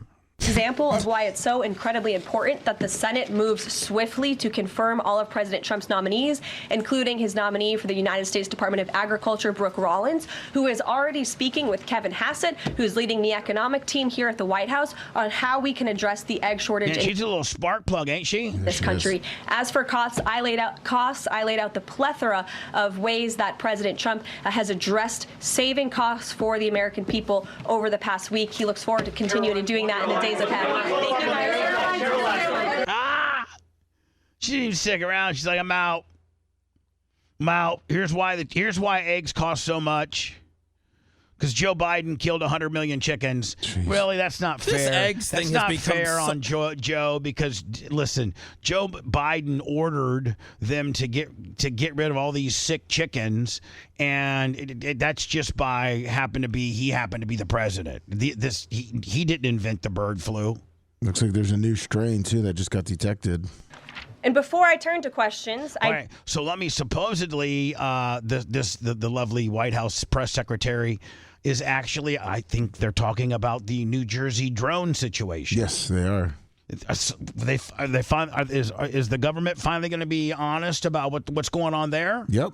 And before I turn to questions, I do have news directly from the President of the United States that was just shared with me in the Oval Office from President Trump directly, an update on the New Jersey drones.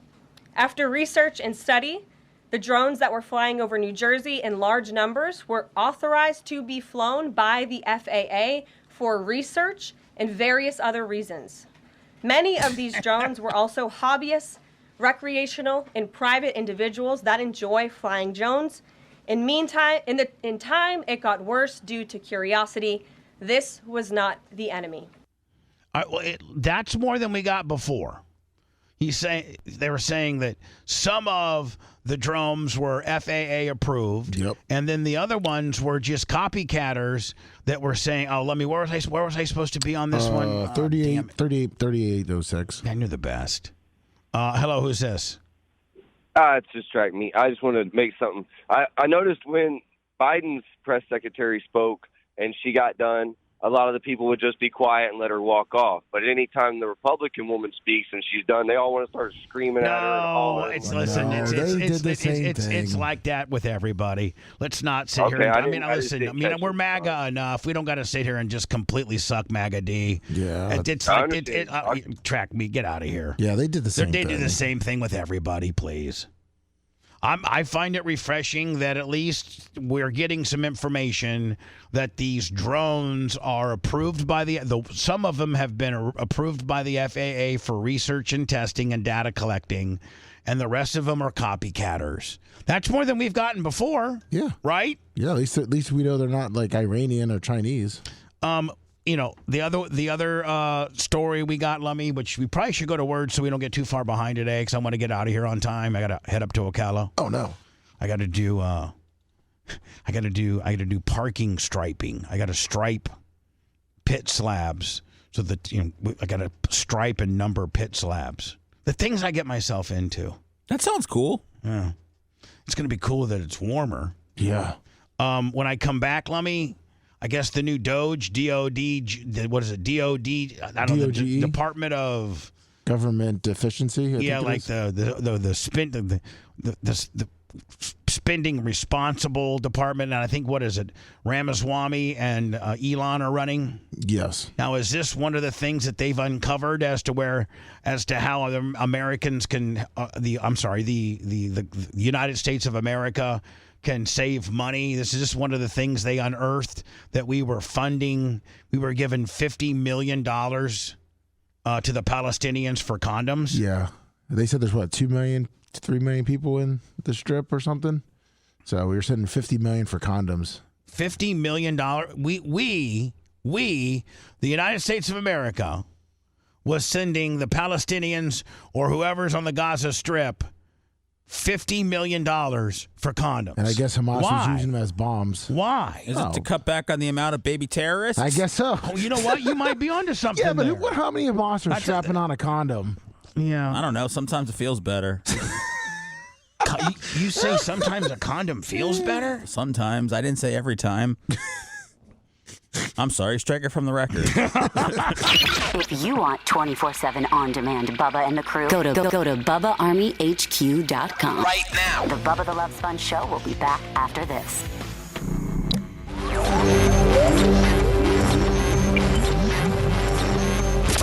Hey, this is Richard Marks, and you're listening to the best of the Bubba the Love Sponge Show. Broadcasting live from the Aquabito Studios, aquabito.com/Bubba. It's the Bubba the Love Sponge Show.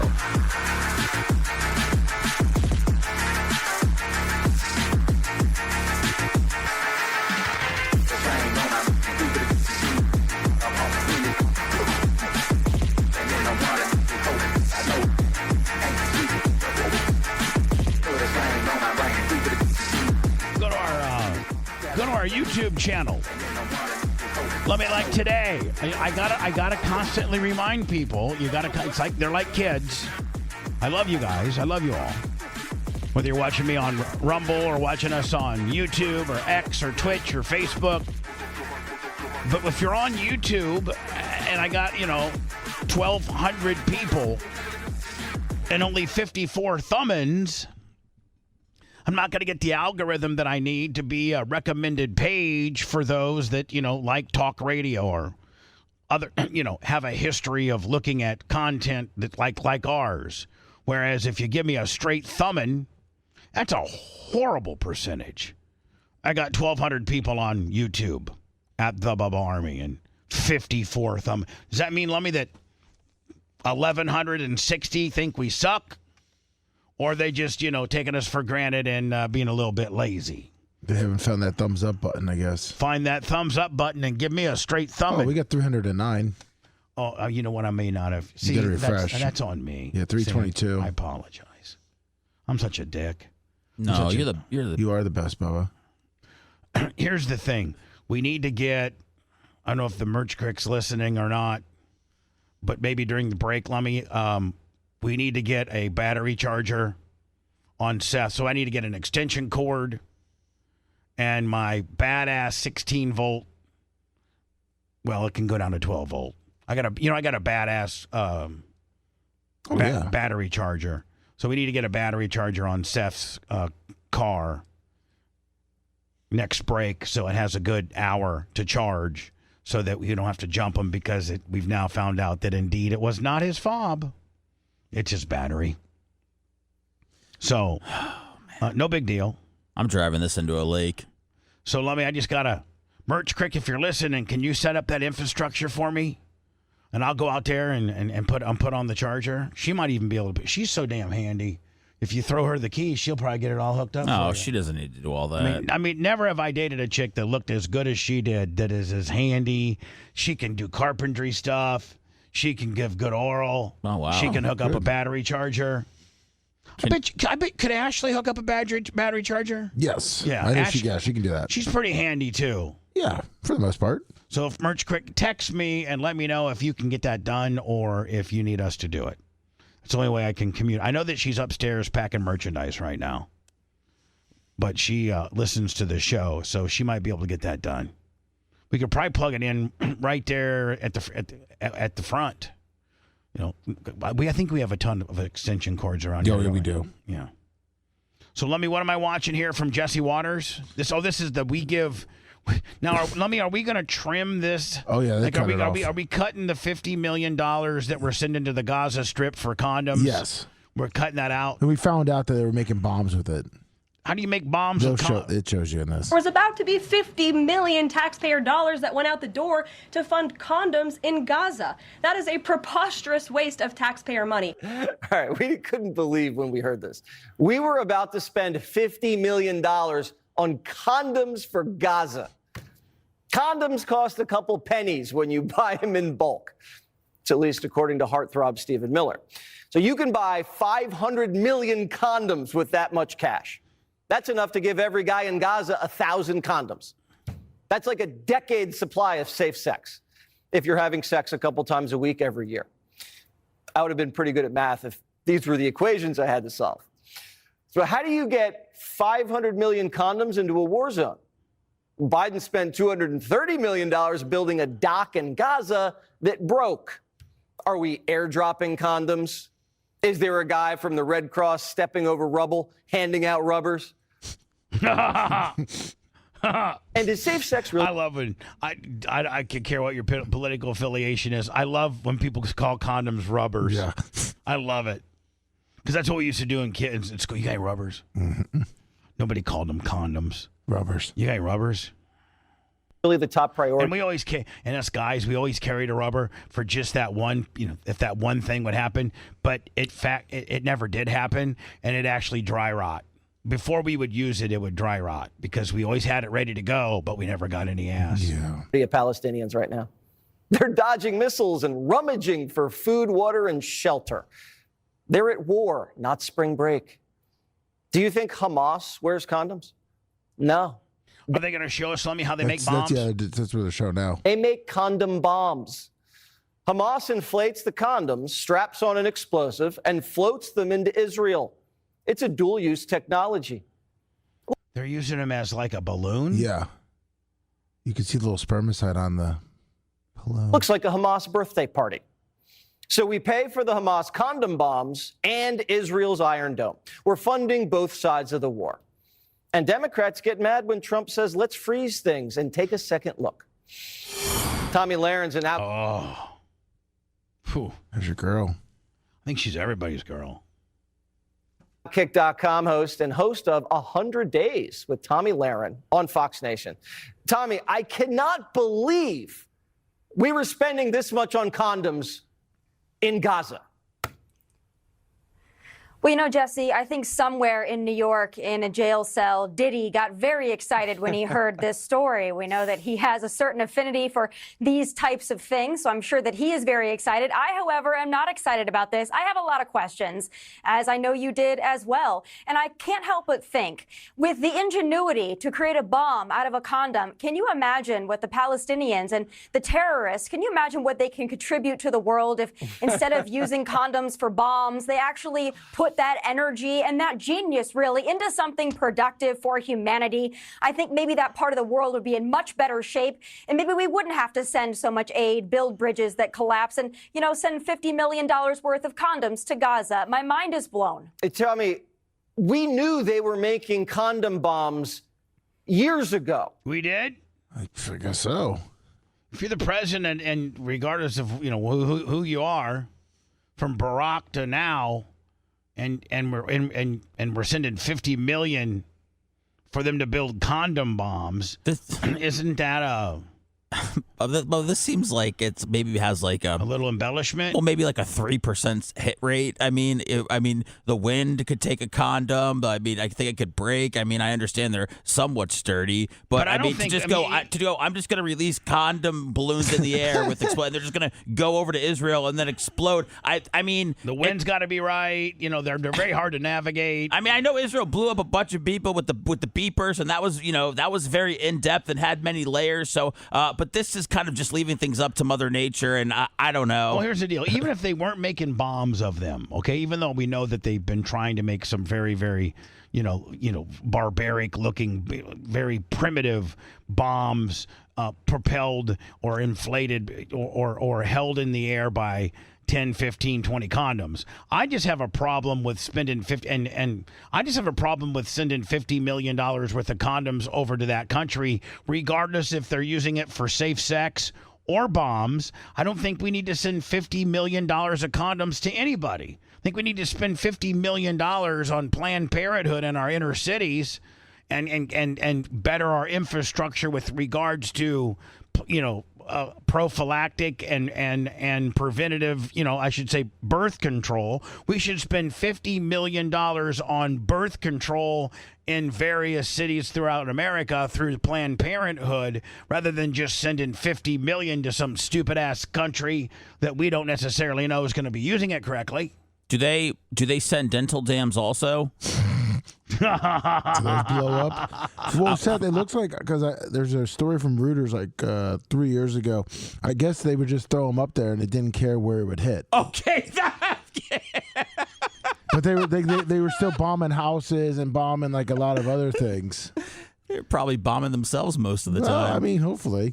I just got a report from Macho Man and the Merch Crick.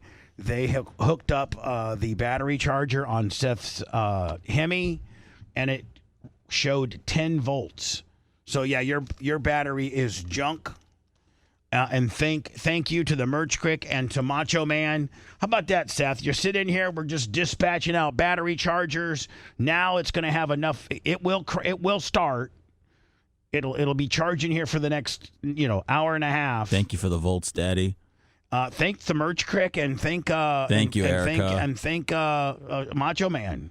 Went out there and hooked it right on up. I know, and the thing about Macho Man is, I mean, despite us being Ford brothers, I mean, I could tell he was completely disgusted by my car, by my engine, even having to lend his, battery juice to mine. I could tell made him very uncomfortable. And he didn't want to cross-pollinate your piece of shiz into his $115 million car. He didn't want to, give me any of his horsies at all, and I understand that. He didn't want to give you any of his voltage. Yeah, he didn't want to give me any of his voltage or any horsies, but I understand. I mean, I have a peasant car compared to what he's driving. Yeah, but you're going to have a car that's going to have a new battery later this afternoon. Yeah, no, he's So Biden knew they were using this not for sex, but they were using them to float the bomb condoms over the border. And again, as primitive as this may or may not be, and it's got a 3% hit ratio, I don't want to be sending $50 million to any stupid ass country for condoms.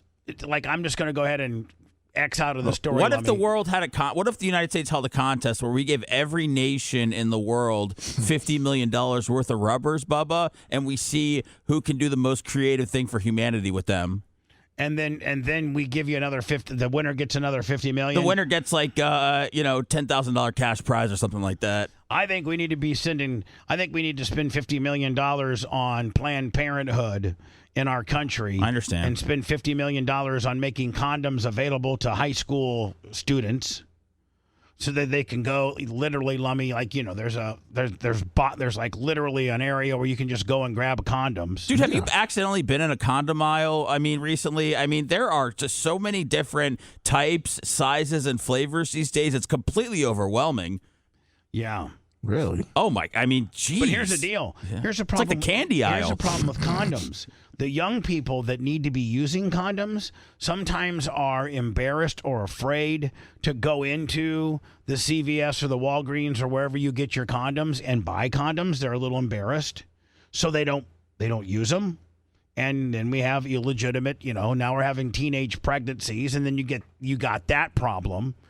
When a teenager or a girl gets pregnant, and does she keep it? Does she want it? Does the family raise it? Can she raise it? Is abortion legal in your state? It's like when Lummy's arguing with himself. Do you gotta? First of all, we need to be handing $50 million worth of condoms out to Americans who are too lazy or embarrassed to buy condoms, that need to be using condoms, that have no business to having children because they are not, equipped to raise a child. And if you got pregnant, chances are there is a large chance that you live in a state that doesn't allow abortion, or and now you're a young person that doesn't have the $2,500 it takes to fly to, whatever, Massachusetts, to get the abortion. Then you gotta have Uncle Bubba drive you across state lines. Yeah, next thing you know, now I'm involved in the abortion. Yeah. Hey, who took you to the abortion clinic? Uncle Bubba. Ooh. Uncle Bubba. That's a trafficking deal and an abortion deal. Yeah, I get pulled over by the FHP. What are you doing, sir? And if you're honest with him, you're like, well, I'm taking my niece to the abortion clinic in Atlanta. You are? Well, how old is she? Well, she's 17, and she hooked up with her boyfriend. He was 16. They had it, and she's pregnant. And we as a family don't think that you're trafficking this girl. You're in jail. You were trying to do the right thing in the scenario, Bubba. I was just trying to get old girl an abortion. I wouldn't ask any questions. I would just let you go. Say, watch your speeding, sir. They want to lump up everything into a trafficking deal. You could literally, let me just go out and hire a hooker. Let's say that you're just you want a hooker, and you get a hooker. Yeah. Jesus. And you meet her down there to Motel 6. Okay. But really the hooker is, she's turning tricks for Grady. And, they don't just get you on trying to get a hooker. They get you on trying to traffic that woman. When really you were just trying to get, 30 minutes of ass. So everything's a trafficking deal now, even when it's just a straight I'm paying for ass deal. They want to get that big trafficking deal. That's what the sheriff and these chief of police, that's like a key, that's like a trigger word. Nothing wrong with that. No, true.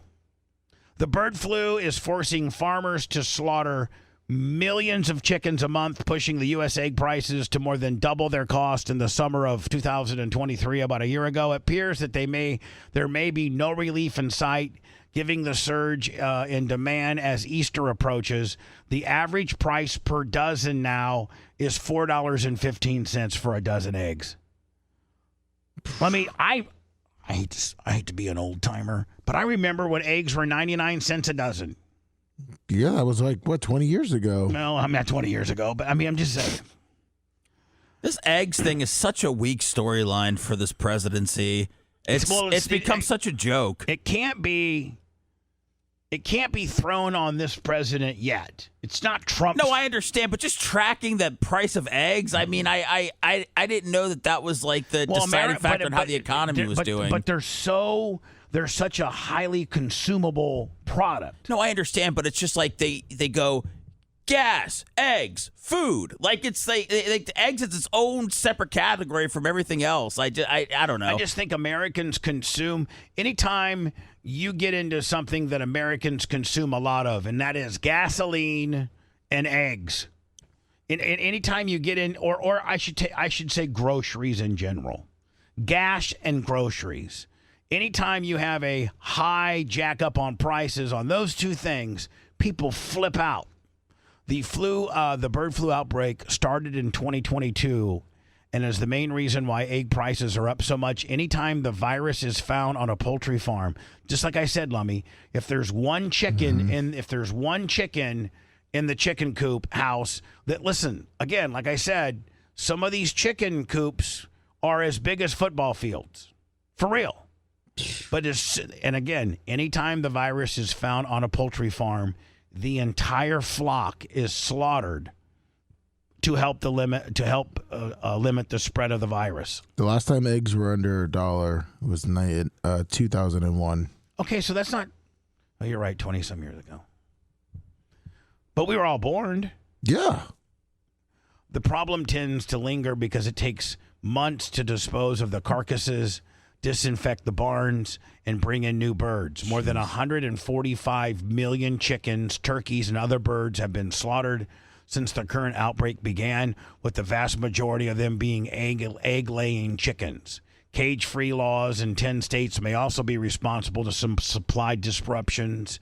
The laws set minimum space for chickens and cage-free requirements for egg-laying hens. They've already gone to infect into California, Massachusetts, Nevada, Washington, Oregon, Colorado, and Michigan.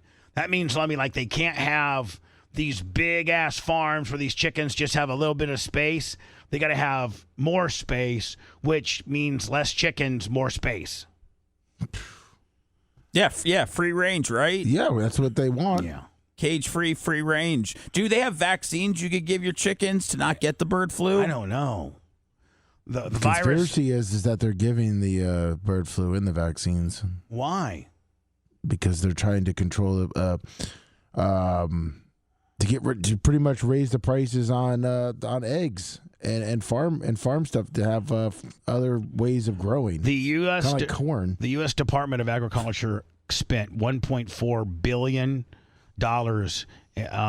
compensating farmers for the birds that they've had to kill. Is that what it is, Lummy? You're saying, like, do people have to lie? Do people lie about having to kill birds and then they get money, or there's a they're killing them? They're just saying they're killing them for a reason. And the government is. But why would the government want to kill chickens? Why would the government want Look at this: 12 large cage-free brown eggs, $6. All right. I mean, fine. What do you mean fine? What I mean, what they're supposed to be $3.99. Okay. I mean, we got to cut back, or a salad at Outback's $15. That's what the problem is. That's lettuce, man. That's what's jarring. Oh. That's true. Head of lettuce is going up too. Lettuce is going up now too? Everything's going up. Oh yeah. You see celery just to get celery? No, I don't need any celery. Look at me. You think I'm a celery eater? Celery's going up. Oh, This yeah. is terrible. I get the stuff for the goats sometimes. What about pickles? Are pickles staying? Oh, I hate pickles. Yeah, pickles are staying. What about they're like expensive. potato chips? And Oh, those things are way up. I hate that Walker likes potato chips now. Walker, no chips for you. Yeah, for a normal bag of Doritos. You need to find out the cheapest food there is and really push it down. Say, Walker, this is what we're eating. That's what I was doing with eggs. Want to listen to the show on demand and on the go? Enlist today at BubbaArmyHQ.com. Sign up and start listening. The Bubba the Love Sponge show will be back after this.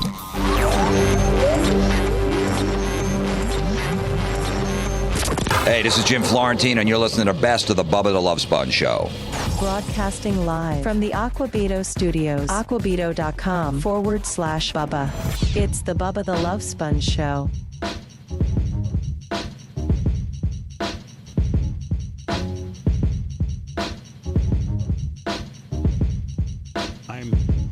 I'm such a horrible editor, Lummy. It takes me my entire show, but I'm only doing it in 5-minute increments, so it's a little bit tough. It's probably gonna be perfect too. What's that? It's probably gonna be perfect too. I hope it's gonna be perfect. I'm hoping. The Browns general manager. Now, is he new? Has he been around for a while? I think he's been around for Andrew Berry. Andrew Berry believes Coach Prime would welcome the idea of drafting Shedeur Sanders. Let me tell you something, Andrew Berry. I would make a phone call into Dion before you just pick Shedeur at number 2 going to Cleveland. Well, I heard all three teams, the top 3 teams in the draft, which I guess were the Titans, Browns, and the Giants, or another team. Giants, yeah. Giants all told Shedeur not to play or practice, I think, during the East-West Shrine or the Senior Bowl, whatever's going on. So now what are the 3 teams again? I'm sorry. Titans number 1. Browns, Giants. Yeah. And they all said, we don't want you doing the East-West Shrine Senior, whatever the deal, because that would make you believe that they're probably interested in him, right? Well, it potentially affects his stock, too. I mean, if he gets hurt, if he has a rough week of practice like his brother Shiloh's having, it really could hurt his stock. Hold on. What are you hearing from Shiloh? Oh, I'm not hearing it. I'm watching it with my eyeballs. He's just getting cooked. He's getting cooked? Yeah, against upper-level competition. He doesn't look good. His draft stock is not good. And that's not the main reason they don't want Shedeur practicing, but, I mean, you don't want these guys getting injured in a Senior Bowl game and then they're not available. But you also don't want, like you said, getting the Shiloh effect where guys get, Shedeur's out there with, guys from Michigan and Ohio State and stuff like that. And, in practice, he's getting picked and things like that. Practicing and playing that game, I have to think, is for guys that are trying to establish themselves to better their stock. If you're already recognized as one of the best before the game, then playing the game can do nothing but screw you up. Exactly. Right? Yeah. Well, I think Shedeur already did something which people already have an issue with, on both sides, is Shedeur played in a meaningless bowl game, which a lot of players do not do. When they're going to the NFL, they'll pull themselves out of it because what's the point? It's the same thing as the Senior Bowl. What's the point? And Shedeur went out there and played. So to go ahead and skip the Senior Bowl, which, by the way, this doesn't happen a lot because not all the top-tier quarterbacks don't normally stay in college until they're seniors. Right. So this is something that rarely pops up. But if you are a top 3 team and you tell Shedeur not to play, then then one of those teams better damn well be drafting him. And going into this, I don't know if I would have said that.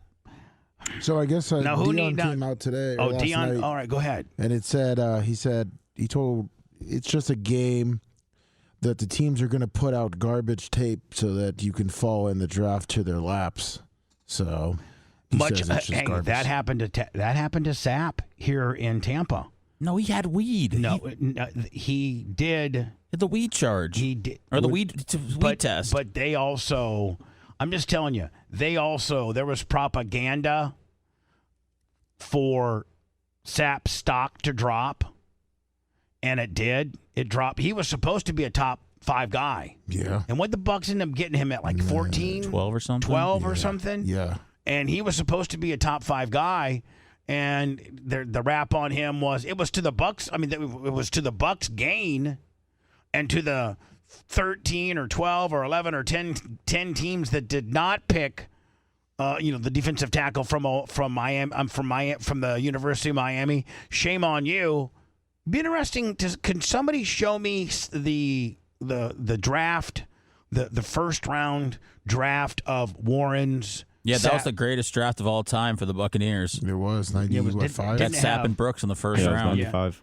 So can somebody show me? Yeah, I want pull to it see the teams that took a pass on Sapp, and if the guy they took went on to be Hall of Famer. a Hall of Famer. Well, highly unlikely. Also, Bubba, I mean, there's a whole history. I mean, Randy Moss completely fell in the draft because of all sorts of stuff. Aaron Rodgers. Not really. He did. No, he he fell. He was. But not- He, I'm not he was talk- supposed to be like a top 10 guy. But we're talking about but Sapp fell because he tested negative or he tested positive for weed. Randy Moss had weed stuff, which is why he went to Marshall and he was at FSU or Notre Dame or something like that. So Aaron Rodgers didn't fall because he had off the field stuff. He fell because teams didn't think that he was as good as Alex Smith. I think the thing that Sapp got mad at is that he never tested positive for marijuana. I thought he did, and he said he got it from somebody secondhand. Well, whatever. It made him go from Kai John. Wow, the number 1 overall guy was remember the Kaijana Carter the guy? running back, yeah. From Penn State, who ended up being just an absolute bust. This was the draft of what year? This is 95. 95. Draft of 95. Sapp was from the combine and from his pro day. He was predicted to be just on skill set, a top 5 guy. And then comes the marijuana stuff, and that he's hard to get along with. He's got a bad attitude. He likes weed, and next thing you know, he drops to 12th. He was supposed to be a top 10, top 5 guy. Number 1, Kaijana Carter, who from the Cincinnati Bengals. I think he ended up being a bust. Number 2, a Hall of Famer, and Tony Baselli, offensive tackle, USC. Number 2 overall, Jacksonville Jaguars. That obviously panned out. Number 3, Houston Oilers, Steve McNair. I don't think he became a Hall of Famer. He was an All-Pro. And the Oilers needed a quarterback. So McNair, I would say that panned out. Yeah. Right? Yeah. Michael Westbrook, number 4 from the Redskins, wide receiver. He went on to have a pretty good career, didn't he? I mean, not Hall of Fame, not even All-Pro, looks like. Carolina Panthers quarterback, Penn State, Kerry Collins. He went on to have, he was an All-Pro, but that's it. Number 6, and if you're looking at, Warren was the first defensive tackle taken. Now you had, 2 defensive ends taken prior to Warren. And would the Rams have done better with Warren than they did with Kevin Carter? Sure, absolutely, Probably, yeah. Kevin Carter was okay. Mike Mamula was a massive bust. Well, the good thing is that Tampa Bay traded down in that draft. Yeah, hold on. So Tampa Bay, they must have knew that Sapp was losing, stock credibility, because they were scheduled to have the 7th pick, but they traded it to Philly. That's why they ended up getting 2 number 1s, right? That's why. Yeah, that's they used the Philly pick to pick up Brooks. So they picked up a guy that I don't even know ever. Like, did he even play in the league? Mike Mamula? For a very, very short while. You're going to try to tell me right now that, and he was a defensive end, so he's on the defensive line, that Warren Sapp would not have been a better pick than this ass bucket. He had 31 sacks in his career. Okay, Sapp had over 100. Yeah. Seattle Seahawks pick Joey Galloway, wide receiver, Ohio State. New York Jets pick Kyle Brady, tight end, Penn State. San Francisco 49ers pick J.J. Stokes, wide receiver, UCLA. Minnesota Vikings pick some Derek Alexander, defensive end, Florida State. Bucks at 12 pick Warren Sapp. And then I'm trying to see the other Hall of Famers. Ty Law was at 23 with New England. He ended up being a Hall of Famer. And then the Bucks came in and got another. This one was from Dallas. Yeah. And picked up Derek Brooks from Florida State, who ended up being a Hall of Famer. So I'm trying to think, is there any other Hall of Fame? Curtis Martin, the third. New England got him in the 3rd? Yeah. See if there's any others. There's probably no other. And it looks like with Sapp's marijuana thing. Terrell Davis, talk about a score. Terrell Davis, 6th round, Denver Broncos, running back out of Georgia, end up being a Hall of Famer. It's so funny, man. Kajana Carter was the first pick overall and didn't pan out, and then you got a third and a sixth rounder that made the Hall of Fame. Yeah. Wow. So anyway, I don't know. I mean, if you were a betting man, where does Shador go? I think he goes number 1 overall to the Titans. Really? I think the Titans. Can Will Clevis pull it off? No, I mean I don't think so. But the Titans GM said that they would not pass on a generational talent, which they're saying is the defensive end from Penn State and Travis Hunter. So a lot of people are who goes before, Hunter or Shador? Travis Hunter. He goes before Shador. Yeah, I think Cam Ward goes before Shador as well. Really? Yes. So you think of the three? Do you think the top 3 go? And do you think it goes? Cam Ward, Travis Hunter, Shador, top 3? Or that guy out of that defensive end you said that's generational? Yeah, I don't. Giants might take a QB. If they're sitting there at 3, I wouldn't be shocked if they took like Milroe from Alabama. I don't. I could see Shador with the Raiders, but I don't know how Pete Carroll going there changes things at all. But I could see him going 6 to the Raiders. Yeah, Pete Carroll, he likes young quarterbacks. Yeah, I don't think Shador is the first QB to go either. I think Cam goes. Or do you think the kid from Georgia goes? No. Cam Ward would go. He'll probably be the first quarterback off. The kid from Georgia's in Miami now. Yeah. Oh, okay. He took more money and sat out. So, Rhett, who do you got? Give me your top 3 quarterbacks in the order of 1, 2, and 3. Honestly, the QB class kind of sucks this year. Cam Ward 1, probably. I would say it's 2A and 2B with Jalen Milroe and Shador Sanders, in my opinion. But I'm going to give the nod to Milroe.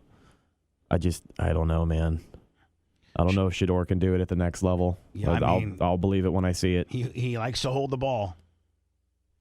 Was sacked 100 times? Yeah. He's tough though. He stays in the pocket. Yeah. I mean, he's got other things, but I mean, it is a down year for quarterbacks. What's next for Aaron Rodgers?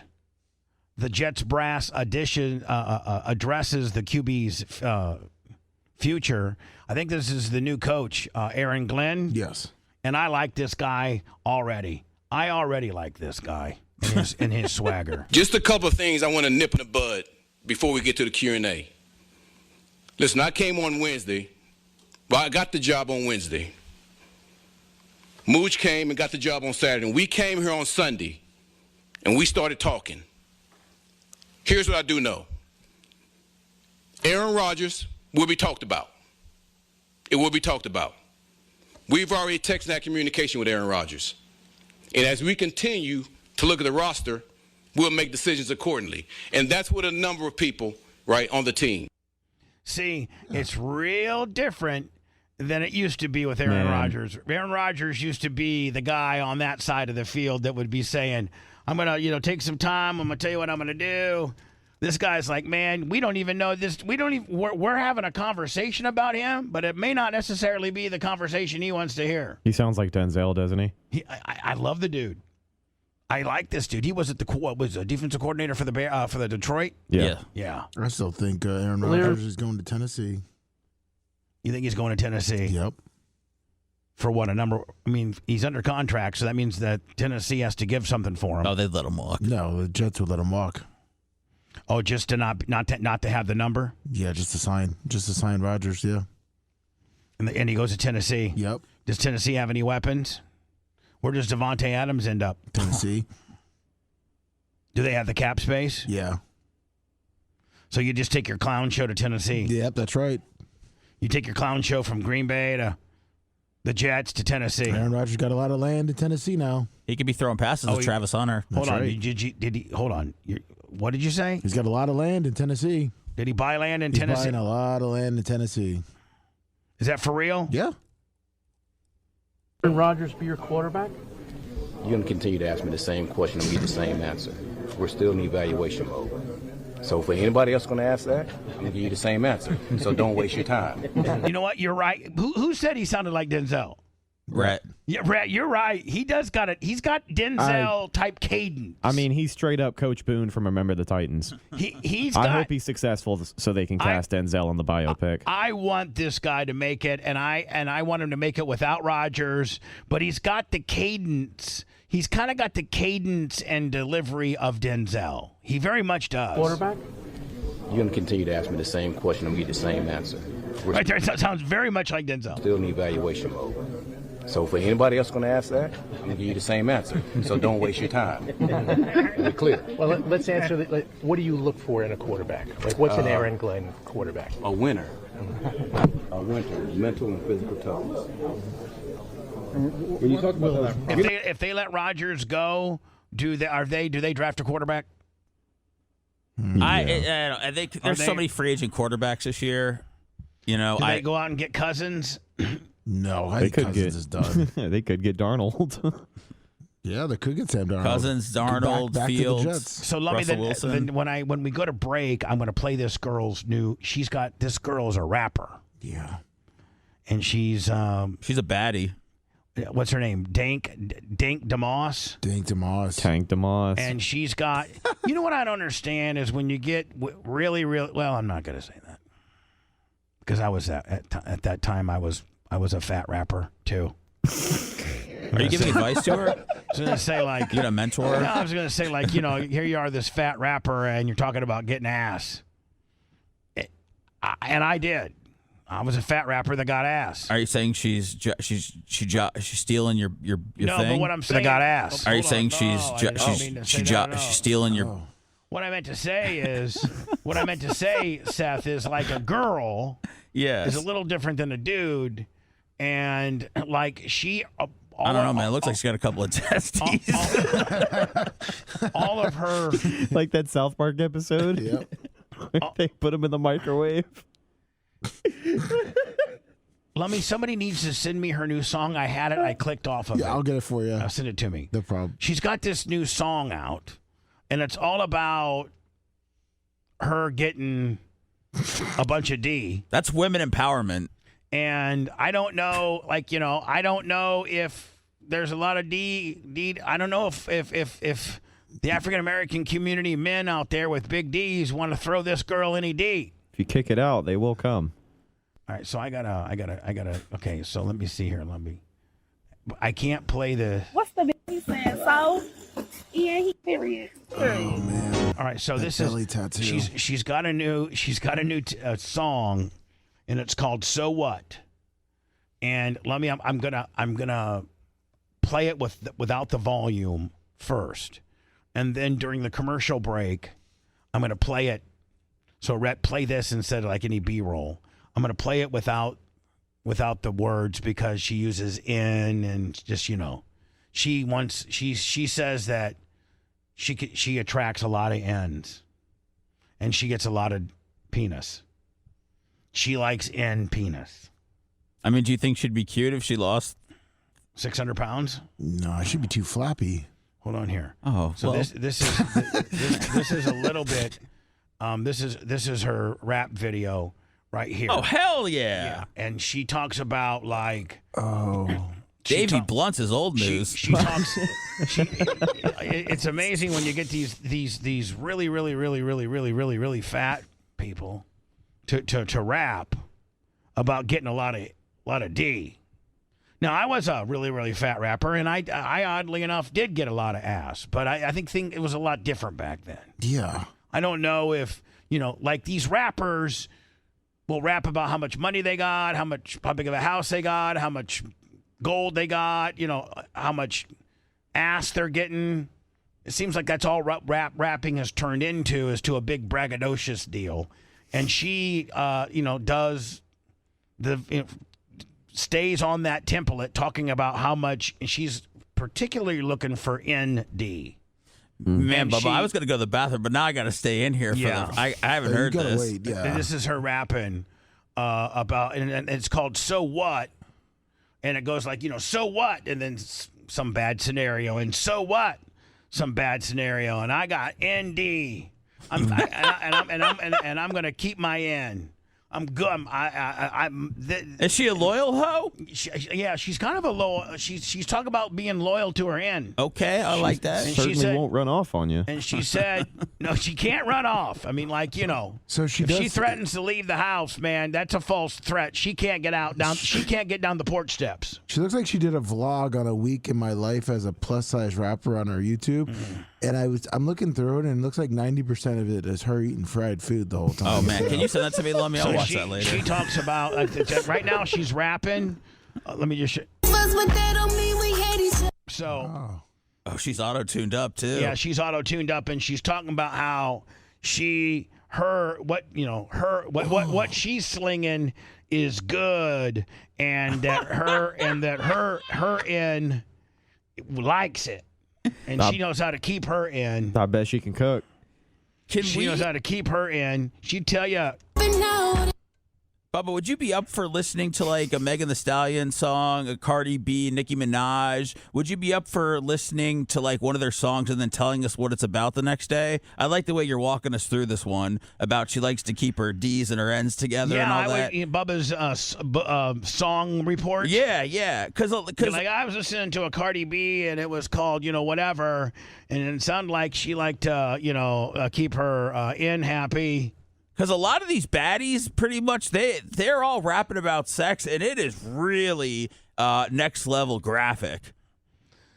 Well, not only is this woman a rapper, but she now is suing Lyft because the Lyft driver wouldn't pick her up because he said that she was too fat and going to hurt her car. You think this lawyer's hitting it? Oh God, I hope not. All right, I don't know if this. It's not. I don't think there's any. No audio. It just shows. It's just. We are disheartened to look at this driver's unacceptable behavior. Please DM us at your earliest convenience for additional support. We'd like to address this as soon as possible. Now, that's what Lyft said to her and her attorneys. New 489-pound rapper Dank DeMoss. How many pounds? 489. Now checking in at 489 pounds and can't get inside of a Lyft and or Uber. Dank DeMoss. Now suing Lyft for being too fat. 489 pound Dank DeMoss. Was it really a Toyota Corolla? There's a video of it, but I think there's cussing. Well, get it for me. I'm sending it to you now. Dank DeMoss has launched a lawsuit against Lyft. The guy blamed his tires. After one of the drivers denied her a ride because he said that she wouldn't fit in his car. The driver had apparently worried that his car wouldn't be able to handle her weight. DeMoss claims that in her lawsuit that her weight bias denial of a ride is discrimination. Well, I mean, they should what Lyft will do is they will get the type of car or maybe even the same very car that the driver had and just pull it out in the parking lot and say, now get in there. And, she probably can't get in there. Well, when I was fat, Lummy, I couldn't get in. When I was in a taxi cab. When I was really heavy, Lummy, I would have to call ahead to restaurants and see if they had, Oh, look at that picture. If they had, is this right here? Yeah, this is her video. If they had booths or tables with chairs with no sidearms, because I couldn't get in. Now, is this? This is her. This is the Lyft driver. But is it clean? I don't think so. But do you think you should have? I understand you would call ahead to restaurants. Do you think that she should, when she calls for a ride-sharing service, that she should say that she's 500 pounds? I think she needs to get an SUV. That's what the guy tells her. You got to order an XL. What? Yeah, I'm sorry. What? For what? What you saying? Yeah, I got no space. So hold on, Lummy. I got no space. So Lummy, she actually recorded the event. Yes. What? For what? What you saying? Yeah, I got no space, Mom. My car is small. I can fit in this car. But believe me, you can. Yes, I can. Believe me. So, I'm sorry. What I'm gonna do about my money? I'm gonna cancel you. You're not gonna be charged. So you telling me I can't? getting a lift because I can't fit in your car. Yeah, you need to order a bigger car. What makes you think I can't fit in the car? Yeah, I'm sorry. What makes you think I can't fit in this car? My eyes. Yeah, I have eyes. I can see. This guy's so scared. He doesn't want to lose his job, but he know. knows that he can't lose his car either. It's just Right. It's He just, just want to put all new right-hand struts and shocks and tires, and it could go clear down to the wheel well. This guy's hiding from ice. He's making life decisions here. At the end of the day, Lummy, if you put too much weight on the back end, your front wheels won't. You can't steer. That's true. Your front wheels won't touch. And he's in Detroit. It's cold. My best friend has a Benz that's newer than this that I can fit in. That's the same size. Is she from Detroit? Yeah. Yeah, I'm sorry. I can't. So you really telling me I'm too big to get in your car? Yeah, I am. She sounds like a nice gal. She sounds nice about it, poor little thing. So I gotta order another lift. And to be more specific with you, I got very tired tires. What I got to do with your tires? Oh, no. Yeah, and you have no space. How you know I don't have no space? Yeah, I got no space in the back. This is like a bit, man. This can't be real. No, is this a joke? But hold on, it's This so is not real. It's so real, bud. It's so real that there's they got a legitimate lawsuit going on. Yes, man. Like that kind of legitimizes, the realness. Yeah. Well, the girl deserves respect. I don't know much about her rap music, but her match back in '94 with The Undertaker at the Royal Rumble, when she threw him in the casket, her work is unmatched. Hold on, that happened? No, Yeah. who was that? Was Visser? What was his name? Yokozuna. Oh, Jesus. That's what my dad used to call my Aunt Joy. Yokozuna? Yeah. Oh, God, let me continue this on. Can you just rewind it a bit? But he really. Hold on here. I'll rewind a little bit. His tires. Yeah. You see here. Hold on here. I got very tired tires. What I got to do with your tires? Yeah, and you have no space. How you know I don't have no space? Yeah, I got no space in the back. Believe me. How do you know I don't have no space? Because I've tried before. Huh? Because I've been in this situation. I've been in the situation before where I've, had a fat ass that tried to get in. Could she front seated? In all honesty, I don't know, and I don't know that Lyft might have some rules where a single, if it's not a party of 3 or 4 where you have to use the front seat, that they make that they have to use the back seat. So every big person you turn down because they can't fit in your car? Yeah, because they need to order the Uber XL. It's called. No, I don't never have to order an Uber XL. You know, I'm really sorry. What's your name? Abraham Carter. Abraham. No. Okay. Nope. Do you think he got fired?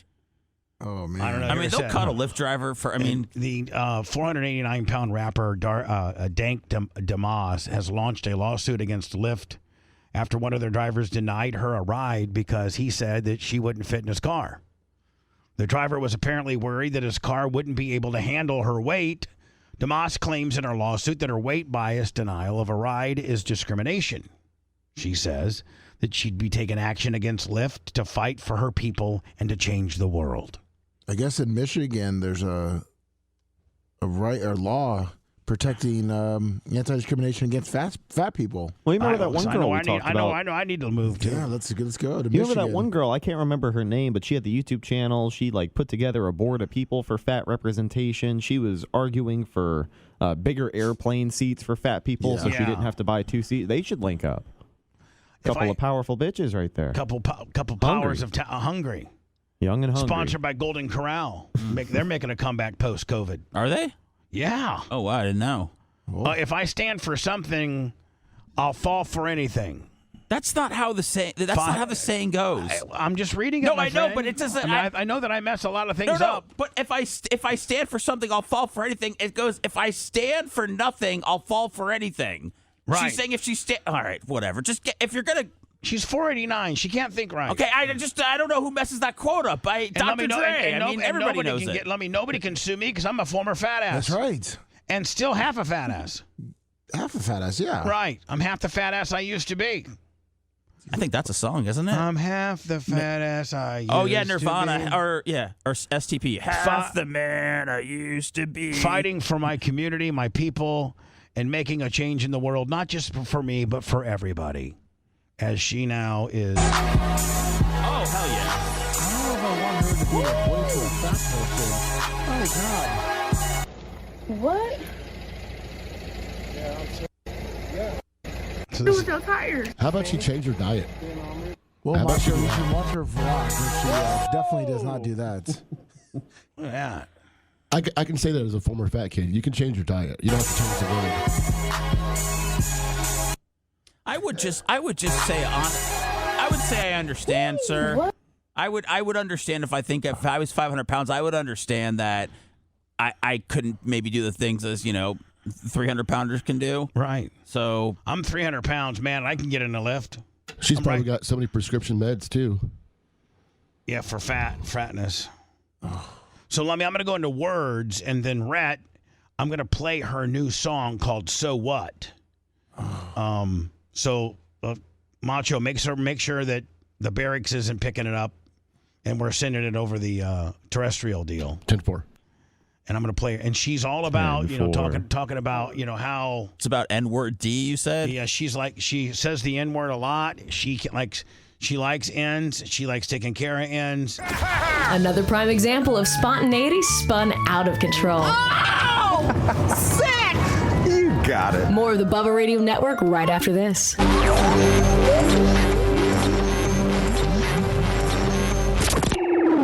Hi, this is Clayton from Paper Tongues, and you're listening to the best of the Bubba the Love Sponge Show. Broadcasting live from the Aquabedo Studios. Aquabedo.com/Bubba. It's the Bubba the Love Sponge Show.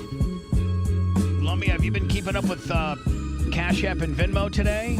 Yes, sir. You sure? Because I got notifications that we got some. Did we just get one when I was out there? I don't know. Maybe check. I've been keeping up with my PayPal. Scotty Landers from Gas City, Indiana, the last PayPal. Oh, Uncle Eric, $50. See, I was right. Catch You were up. wrong. Look at. He looks so innocent and nice.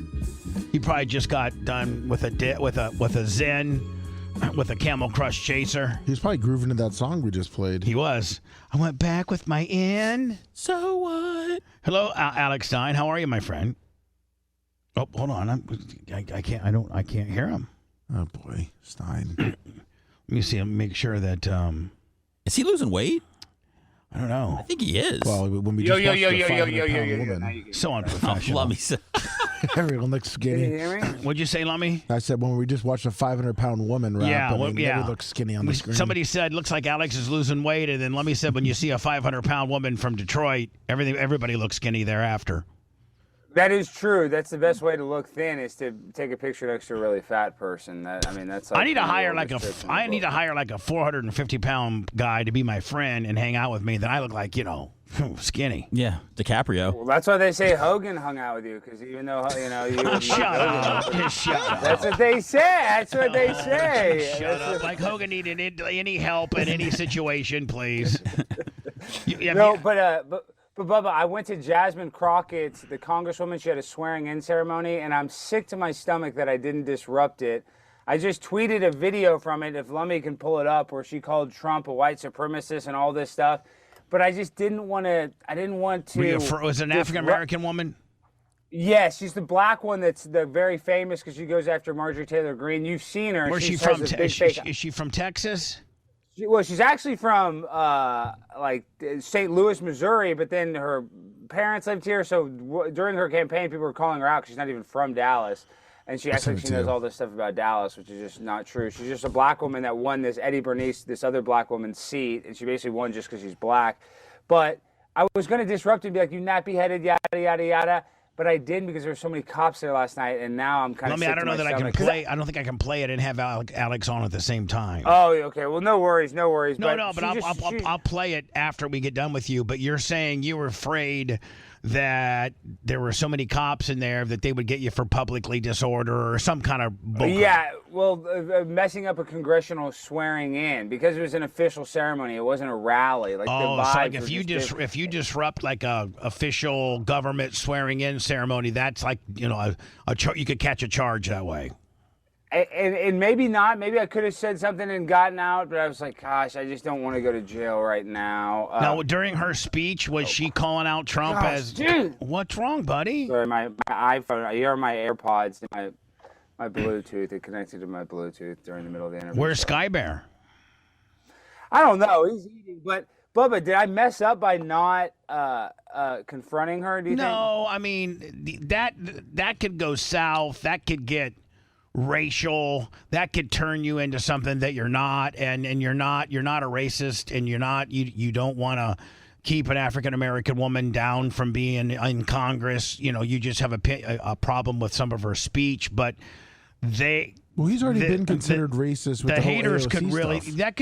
that could really be volatile for you, and that was probably a good call just to get the clip, because that an African American woman sworn into Congress, that could go south on you.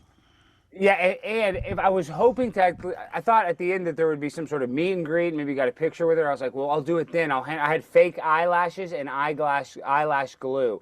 And I was gonna be like, oh, there's, conservatives are just hating on you. Here's some glue to make sure your eyelashes don't fall off, and here's some new eyelashes. And they're just trying to be sweet and do a small thing. So I wouldn't have to worry about getting in trouble. But of course, she didn't even do a meet and greet with any of the says people you that can play it. Oh, I can play it? Yeah. Oh, okay. Thank you. I just didn't want to lose Alex when I'm playing it. So here it is. And I know what she says, so I don't have to hear. All right, hold on here. Hold on here. Racist rhetoric. Stand up against Long rhetoric. $25. Racist rhetoric. Whether it comes. All right, you should have probably held off on that one, buddy. Probably should have held off on that one. It's okay. No big deal. Just trying to stay on top of Was it Longwood you said? Yeah, Longwood said set this on fire. All right, hold on. Well, I mean, that come in. Sure. Stand up against rhetoric, racist rhetoric, whether it comes from a bleached blonde, bad-built Bush Biden, or from the crazy, conniving, convicted commander-in-chief. It's been 8 days, and honestly, I don't know how else to describe this other than evil. It's evil that is literally sitting in the highest seat in the world. Let me make sure y'all got the facts. Most extreme crimes that take place in this country are committed by white supremacists. Of extreme crimes are committed by white supremacists in this country. You know who went up there on January 6th? White supremacists. This ain't me just telling you this. You can Google this if you don't believe, but it was the Oath Keepers. You are the God of the immigrant, for you were an immigrant. Your very creation declares that you are the God of diversity, equity, and inclusion. Now, Alex, let me ask you a question. I gotta see where Alex went. Yeah, right here. Hold on. Where is You gotta find your Zoom window. Yeah. There he is. Okay, got it. Now, the district that she represents, does a white guy have a chance at all? Zero. Zero. Is it deep in the hood?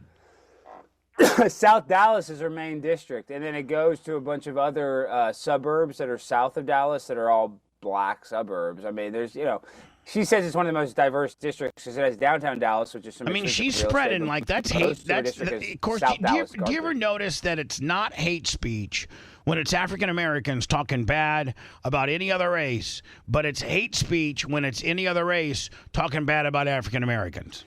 If I went up there and I said African Americans commit 70% of all crimes, African American adults usually have a felony. 70% have black males, over 70% either have a felony or have been charged with a felony. If you went up and give those stats, if you would have that's where I think you maybe, if you had statistics and they were correct, they're modern day statistics as to what the statistical. What African American crime statistics are, and they're up to date and they're valid, and you can prove that they're valid. Combating her with that would have been the best. Say, listen, what gives you the right to categorize white people as I'm not a white supremacist at all, and you're anti. I mean, you're spreading anti-white hate speech here. Do you know that? And then you spiel off your data that you have with regards to African Americans. That would have locked her up. That couldn't have got you in trouble at all because you're only rebutting her data that she's given. Well, I know if I could do that in kind of like a one-on-one situation, this room, it was me and prepaid wireless, and there was only 3 other white people in the whole thing. So we stuck out like a sore thumb. As a matter of fact, they knew who I was. Somebody came up to me and said, are you Alex? I said, yeah. They go, Alex Stein. I was like, yeah. They're like, okay, but they kind of like we got our eye on you. We know it. Just don't get stupid. They didn't say that, but they insinuated that, and then even everywhere I walked, they had a Secret Service type person around. But even when Paige, at the end of it, Paige tried to go walk up to the stage to see if Jasmine's there. I saw a lesbian Secret Service woman follow Paige all the way to the front, so they were watching us. Like you could feel their eyes. When I go into these meetings, but I thought I was going to get a one-on-one, so that's why I was like, I'm not going to disrupt it. I'm just going to get my one-on-one. So it was just kind of her yelling and spewing out all of her opinions about white people, but there was never a chance for people to rebut or ask her questions at all.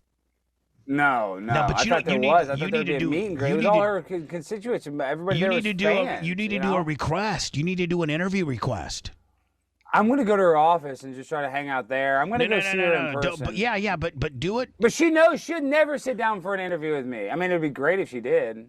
Does she know you and how disruptive you are? She knows of me, yes. Because they had Clay Jenkins, a guy that I'm suing, the county judge that I'm suing was at the thing last night. So I was like, should I go confront him? I just played it cool because I didn't want to get kicked out of this event. And then a bunch of the city councilmen were there. And they know you. They all know me. They all know me. They all saw me. They were probably a little disappointed and be like, man, we got to get greased every councilman by this guy. Why can't he give, this, what's he giving her a pass for?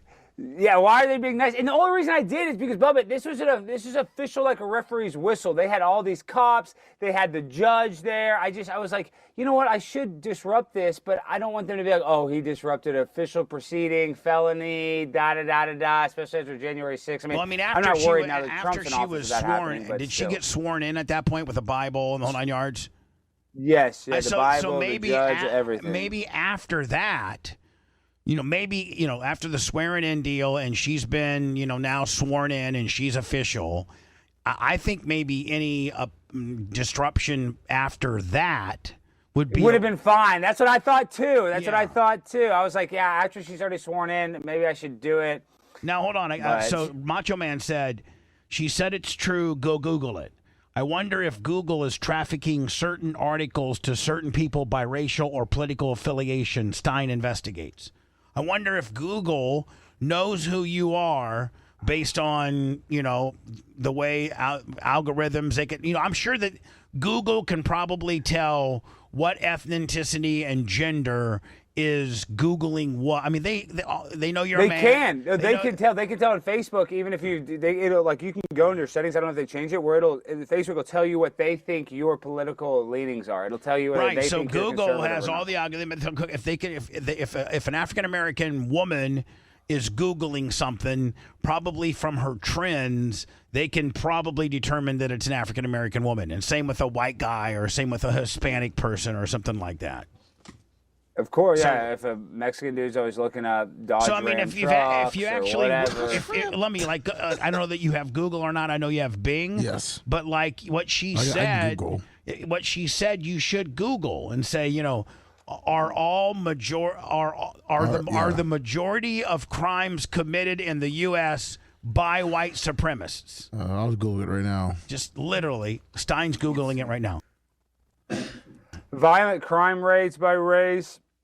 Hold on, it's coming up. It's going kind of slow for some reason. It looks like murder rate among blacks is what % higher than for white? Okay, this is... it looks like all the other, when it comes to violence, Hispanic and black beat white people in every category. My thing rate of violent victimization by type of crime and demographic statistics. Let me. What do you Hispanic. got? Well, the AI part says no, white supremacists are not responsible for the majority of violent crimes in the United States. And then Reuters said white supremacists behind over 80% of extremism-related U.S. murders in 2020. Oh, come on. Yeah, so they narrow it down. Well, they created a new category. You're extreme. I mean, I don't know what that... how they can just call everybody extreme because they're white. So now they're an extremist. That's just a very vague term. Anyway, I'd love for her. Well, she's going to go to Congress. She won by 85%. Oh my God, who did she go against? Jamar Jefferson, who was a libertarian, and she's a Democrat. Yes. And was there a Republican? No. There was not even. There wasn't even a Republican. No. No point. What if you're a white dude and man, black people like you, like me? I'm a white dude and black people like me. That's true, but just in Dallas, it's South Dallas, dude. They want a black woman to represent them. That Eddie Bernice Johnson, she was the late congresswoman, passed away. I think she was in office for like 30 years. The mayor's African American. Dallas is just solidly Democrat, is it not?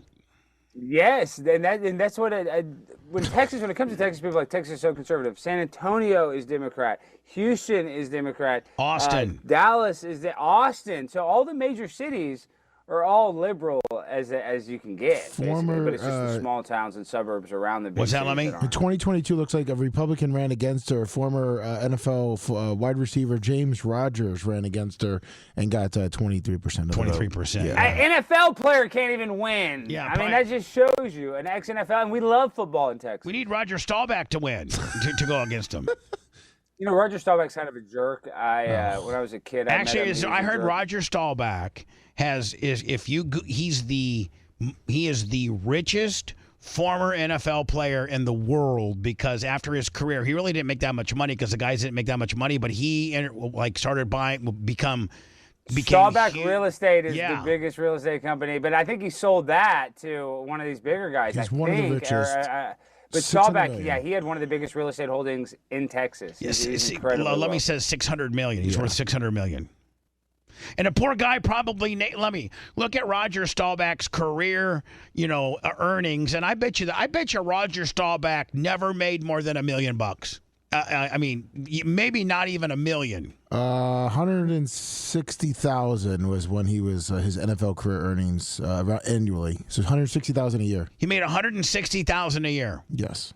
Well, Bubba, that's what they all used to do. Those guys used to have jobs. Yeah. In the off season, they'd all have. They go out and sell cars, gig. or go out and work carpentry, or they would have to have another job to be able, because like the cornerbacks and the second string, the special team dudes were making like 31,000. Back in the day. So they, like you said, they worked construction, or they sold cars at a car lot. I mean, they all had jobs and gigs.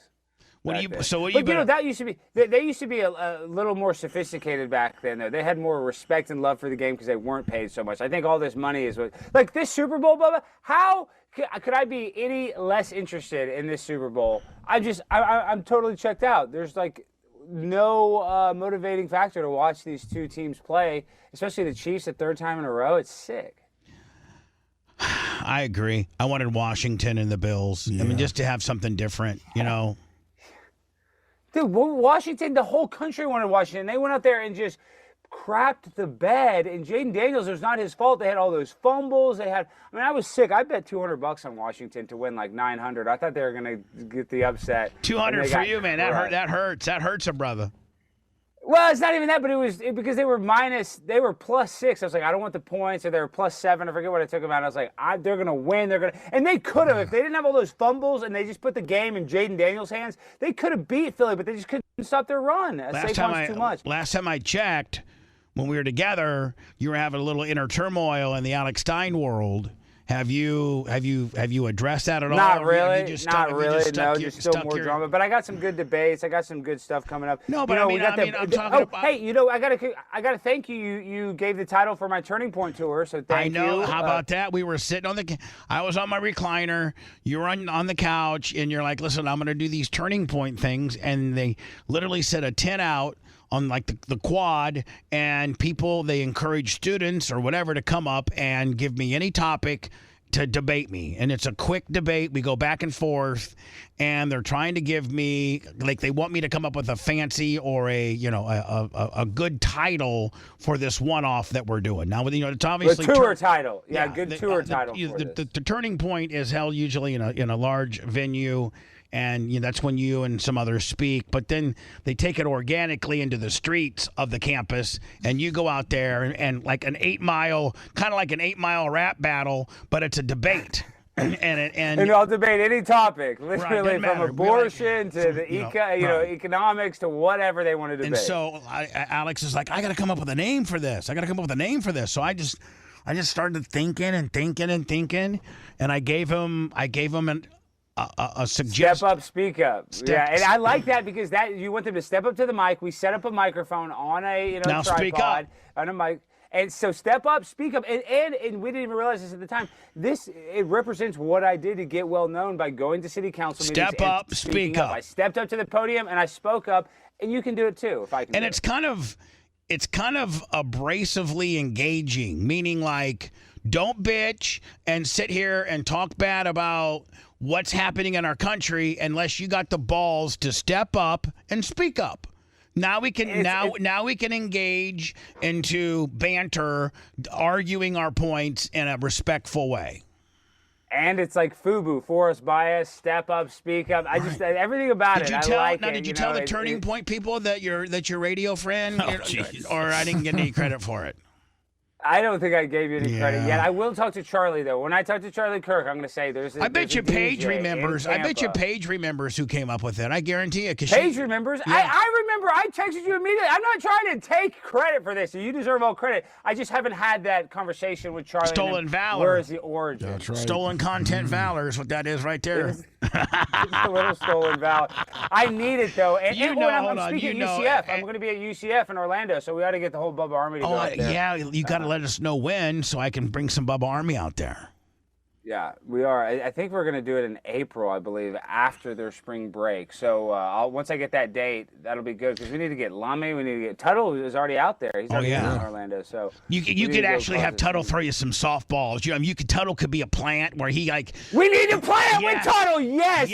That's exactly what we should have done. Yes. That's genius. That's genius. Look at me. You know how good I would be if I was your producer, please. And we shouldn't tell Turning Point or anything.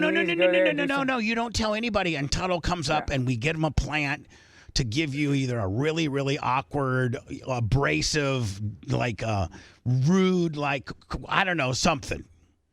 Just. Well, you know what? The clip that goes viral is when I look kind of stupid. We need to make Tuttle make me look kind of stupid in a way. Mr. Stein, because he looks like a complete nerd. He looks like one of the Trailer Park Boys. He shouldn't even be on a college campus in the first place, which is kind of funny. Right, Mr. Stein, I got a question for you, and then he completely kind of owns you a little bit. You know what I'm saying? Yeah, I think he has. I think that's for the clip. He needs to I need to be kind of shaken a little bit, or you don't got anything to say there, huh, big timer? Huh? What you got there for me, buddy? Yeah, I agree. I think Tuttle would be so funny. We just got to pick a topic like abortion or something funny where he wins the debate. You know what I mean? I think that's what that clip of the kid me saying, show me your balls. Does your experience in flipping used junk cars to the public have anything to do with your success? Because rumor has it that you worked at a buy here. Your dad owns a buy here, pay here lot along with a bondsman service, and that you come from a kind of the shady area of Dallas, Texas, Mr. Stein. Does that have anything to do with you? Very shady, very grimy area. I came from the trenches, so Tuttle, you don't want to mess with a guy with the history that I have. So Tuttle doesn't. He doesn't want to. He was not going to mess with you. Although we could. No, I know, but we need to set it up like we are. I need to get mad at it. Like I need to flip the table and kind of almost hit Paul at him. Hold on, listen. Since we should have you like clothesline. Tuttle will take a bump. Tuttle will take a bump. We need a bump. He needs to bump me. He needs to come jump on me or something. No. Well, maybe clothesline you. You take a bump. That way, I take the bump. Imagine I say something to him. I'm saying, "Oh, that way the turning point people, like if they didn't know the gimmick and you accosted him, they'd be like, "Man, we can't use Alex Stein anymore because he's too volatile and he might hit people." But if Tuttle gives you like a crossface, and maybe we get hardway juice, then Are we writing up a wrestling match or a bid for Stein? We are. Yes, Seth, we are. This is wrestling. It's a total work. We need Tuttle to beat me up. All good entertainment. All good things are a work. Let's just be honest. I agree. So Tuttle, you want Tuttle to take Stein's folding chair and hit him over the head with it? Maybe. Yeah, potentially. Yes, that would be hilarious. Right, yes. and then we get you some color. Get you some hardway juice. And just kind of blood, just a little blood. I don't even know how to nick. Oh, I know how to do it. I'll do it for you. Is there a way to do it where it's just a small, because all you need is a little drop, and then that'll look like a lot of blood. We'll go through all that. I'm gonna have to can teach gig you how it? to. Is that what it's called, gigging? gigging? I'm gonna teach you how to gig. Yeah. You're gonna teach him the Hogan way by putting the razor blade in his mouth? You're my gigger. You to bring the Texas Hangman, Bubba? I'm your gigger. Will you put the razor blade in his mouth, Bubba? No, you put the razor. Well, I don't know where we're gonna put it with him, In the but lip, because you used to dip it. Hit the thing. When he goes to cover up like that, he do 2 swipes. The next thing you know, can you imagine if he hit you in the head with a chair? It drew color. And how big that would go. That might be that could be a 10 million, 20 million hit deal. Easy, and we'd have to sell it if we sold it right, and they thought it was real. We got hold on. With a backpack. He's gonna be sitting in a backpack. It's all about how it's shot. We got to shoot it from behind. So and then we got. Well, we'll have multiple angles, and we'll be in control of the edit. Where it's not gonna be a live deal. We're gonna be able to edit it. We got to shoot it right. Yeah. We might even pre-gig you, and have him put a hat on you. So then it irritates it. And then rip the Band-Aid? Yeah, how do you pre-gig? Because then won't it close up? You pre-gig, and then put a little Vaseline on it so it coagulates, and then you just hit you let it with your hand, just hit it, boom, and it opens it up. Yeah. I'm down for some blood and on UCF. Have Tuttle hit me because we can do some real debates, and then that's kind of that. Tuttle's that's the whole... Tuttle will be like the last one. Be like, I've waited all day, Mr. Stein. I got some uncomfortable questions for you, and and then he just starts zinging you, and then you're like, listen, you need to get out of here. You need to get removed. And he's like, I'm not leaving. And then he kind of wrestles around with something, and then he gets a chair somehow.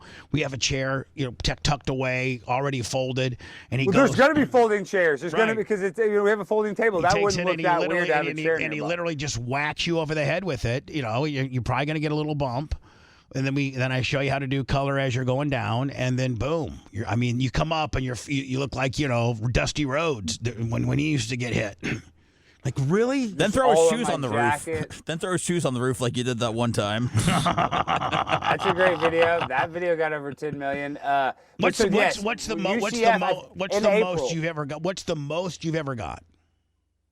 On a video, when I did that Go Insane for Ukraine, put a bullet in Putin's brain, that video was so crazy because it kept getting remixed. All these people, and there's a great song, it's by the Remix Bros. I think it's like Alex Stein Remix Bros, where they took it and they made an actual good song out of it. That one just got millions and millions. Did you get any money off of it? A little. I think I made like $2,000 off YouTube. They could do hit me with your best shot, or they could do all kinds of things if we were going to do a remixed video kind of deal. But I just think you got to see it. They did it like this rap song. They use my lyrics, and it's really good. It's just you got to kind of hear it. It's actually really send me a link good. to it if you could. But my biggest video of all time is the AOC Big Booty Latina. That was the one that was like, he's Alex Stein. I got to let you go because I'm running late. But did you get a chance to watch Ep 3? Yes, it was epic. Yes, we did watch it. Yeah, we actually watched it back on the damn plane when we were going back. What I'm saying is, isn't it amazing what that tape? Roger was good in it. I know, but don't give it away. But Keith Davidson should have been in jail already. I don't understand. People don't know how that tape was used. I mean, it wasn't just the Bubba Hogan sex tape. That tape was used to do some really some stuff that people don't know about. Well, what's crazy is once you start unraveling this thing, all the people that are connected to it, it's crazy how your situation got brought up years later because it had to do with the current situation with Trump. I mean, it's just very bizarre. I guess how small the world is, you would say. Yeah, I know. All the people that are connected. I wonder if Trump will. Howard Hogan, Trump. You have literally some of those think about people. It. Howard Hogan, Trump. Howard Hogan, Trump. There's those FBI. I mean, this is. I think it's going to be crazy. I think it's going to really. I think it's going to really open up some people's minds on the whole situation in general, and that I'm not just been sitting here feeling sorry for myself for the last 10 years. That there's actually some validity into what I've been saying. Well, and let's say even for the haters, let's say that somebody hates you. You've paid your punishment. You've done your time. If people can't. If people want to still hate you, that's on them at this point. So I think this is a good moment to put this out. I think you're going to get a big bump from it. But people are going to hate you for, when this blows up. You know what I mean? Are you worried about that backlash? I mean, see, it almost like the more they hate you, the more over you are. You know what? That's we need more trolls, I think. No, well, and this is the one thing I know I got to go, but you did a good job in the edit, how you didn't put yourself over too much. The first edit, I thought it was good too, but the first edit, you're in the white SL Mercedes and you're driving around in a Power Pig. I mean, you literally look like you're a bigger deal than, Howard. You seem like the biggest DJ in the world. It was very cool, but then you kind of made it a little more subtle and took some more self-deprecating shots. Took shots. But it gives it a more neutral feeling, so it makes it just seem more accurate. But I liked it like that, and you still put yourself over. You still look bad at the end. But at the end, when we're wrapping it all up, and what are people doing now? That was sad. I can see why you got emotional for that. I did. I cry. Yeah. I cry every time just because it's been such a journey, and I've been fighting this fight for so long, and this story never got to be told because it got settled, and nobody covers settled stories. So you had to do a documentary and dig into the court files.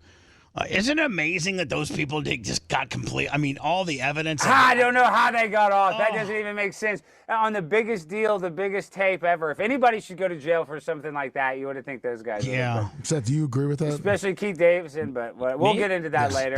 But it's a great doc. I can't wait for it to come out. I think you're going to get a lot of. All right, my man. We got to go. I love you. Love you guys. Bye now. See ya.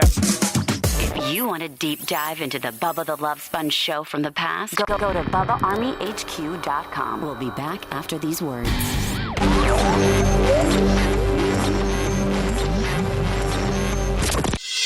Hey, this is Rich from Rep Theory, and you're listening to the best of the Bubba the Love Sponge show. Broadcasting live from the Aquabito studios, aquabito.com/Bubba. It's the Bubba the Love Sponge show. I don't know who's on my phone line this late, but I got to get the hell out of here. I'm headed to Ocala. Who's this? 23 Michigan, Bubba. 23 Michigan. Hey, I'm a little bit behind. Comment on the cage-free laws that went into 10 states, including Michigan here. Yeah. So it's a little deceiving. So what it actually is, instead of, say, one chicken was allowed 1 square foot cage, they're putting 20 chickens in a 20-square-foot cage, calling it free range. It's the same square footage, but just a bigger cage, but there's more birds. And the problem is chickens are very dominant, so they'll actually kill the chicken. It's a chicken caper gone wild, my friend. It's a chicken caper gone wild, buddy. I appreciate you. Thank you, buddy. All right, trucking across UP, Michigan here. We got 4 feet of snow. Be careful. Keep it between the lines, my friend. All right, buddy. Have a good day. Pigmentation out, Bubba. Pigmentation out. Operation Pigmentation. Your favorite African-American slanted / views of the world. The podcasts are rolling right now. They're back on track. Arrows pointing up. We beat last month. We did? Oh, yeah. We're already up 5,000 over the last month. Nice. You can go to our website, BubbaArmyHQ.com, and get them all. You can go to Spotify, Google, iHeart. It doesn't matter.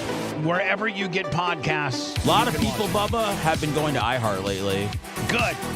We love that. But you can also go to YouTube and get them that way as well. And if you're a member of our YouTube channel, you can watch them visually.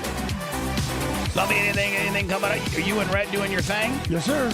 Fantastic. Seth Kushner, I'll help you get your car started.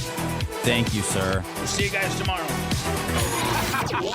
Thanks for letting me finish. You've been listening to the Bubba the Love Sponge Show, starring me, Bubba the Love Sponge, co-host and show historian Lumet. It's Seth, co-host and president of podcasting. It's Brian Matroni, king of counter programming. Rhett, the filthy ginger video editor. Yeah, back here wiring up. It's Mini Macho. The BRN agent, Thomas Buttoned Up Bean. Co-host, Dr. Dan Diaco, Esquire of Council. Co-host, J. Diaco, Esquire, the Spitting Cobra of Council. Now, time for the legal disclaimer. Exactly. The Bubba the Love Sponge Show is intended solely for the enjoyment of our listening audience. Any rebroadcast, retransmission, or other use of this show without express written consent of the Bubba Radio Network is prohibited. We must dissuade him of this delusion. Until next time, always remember. I repent.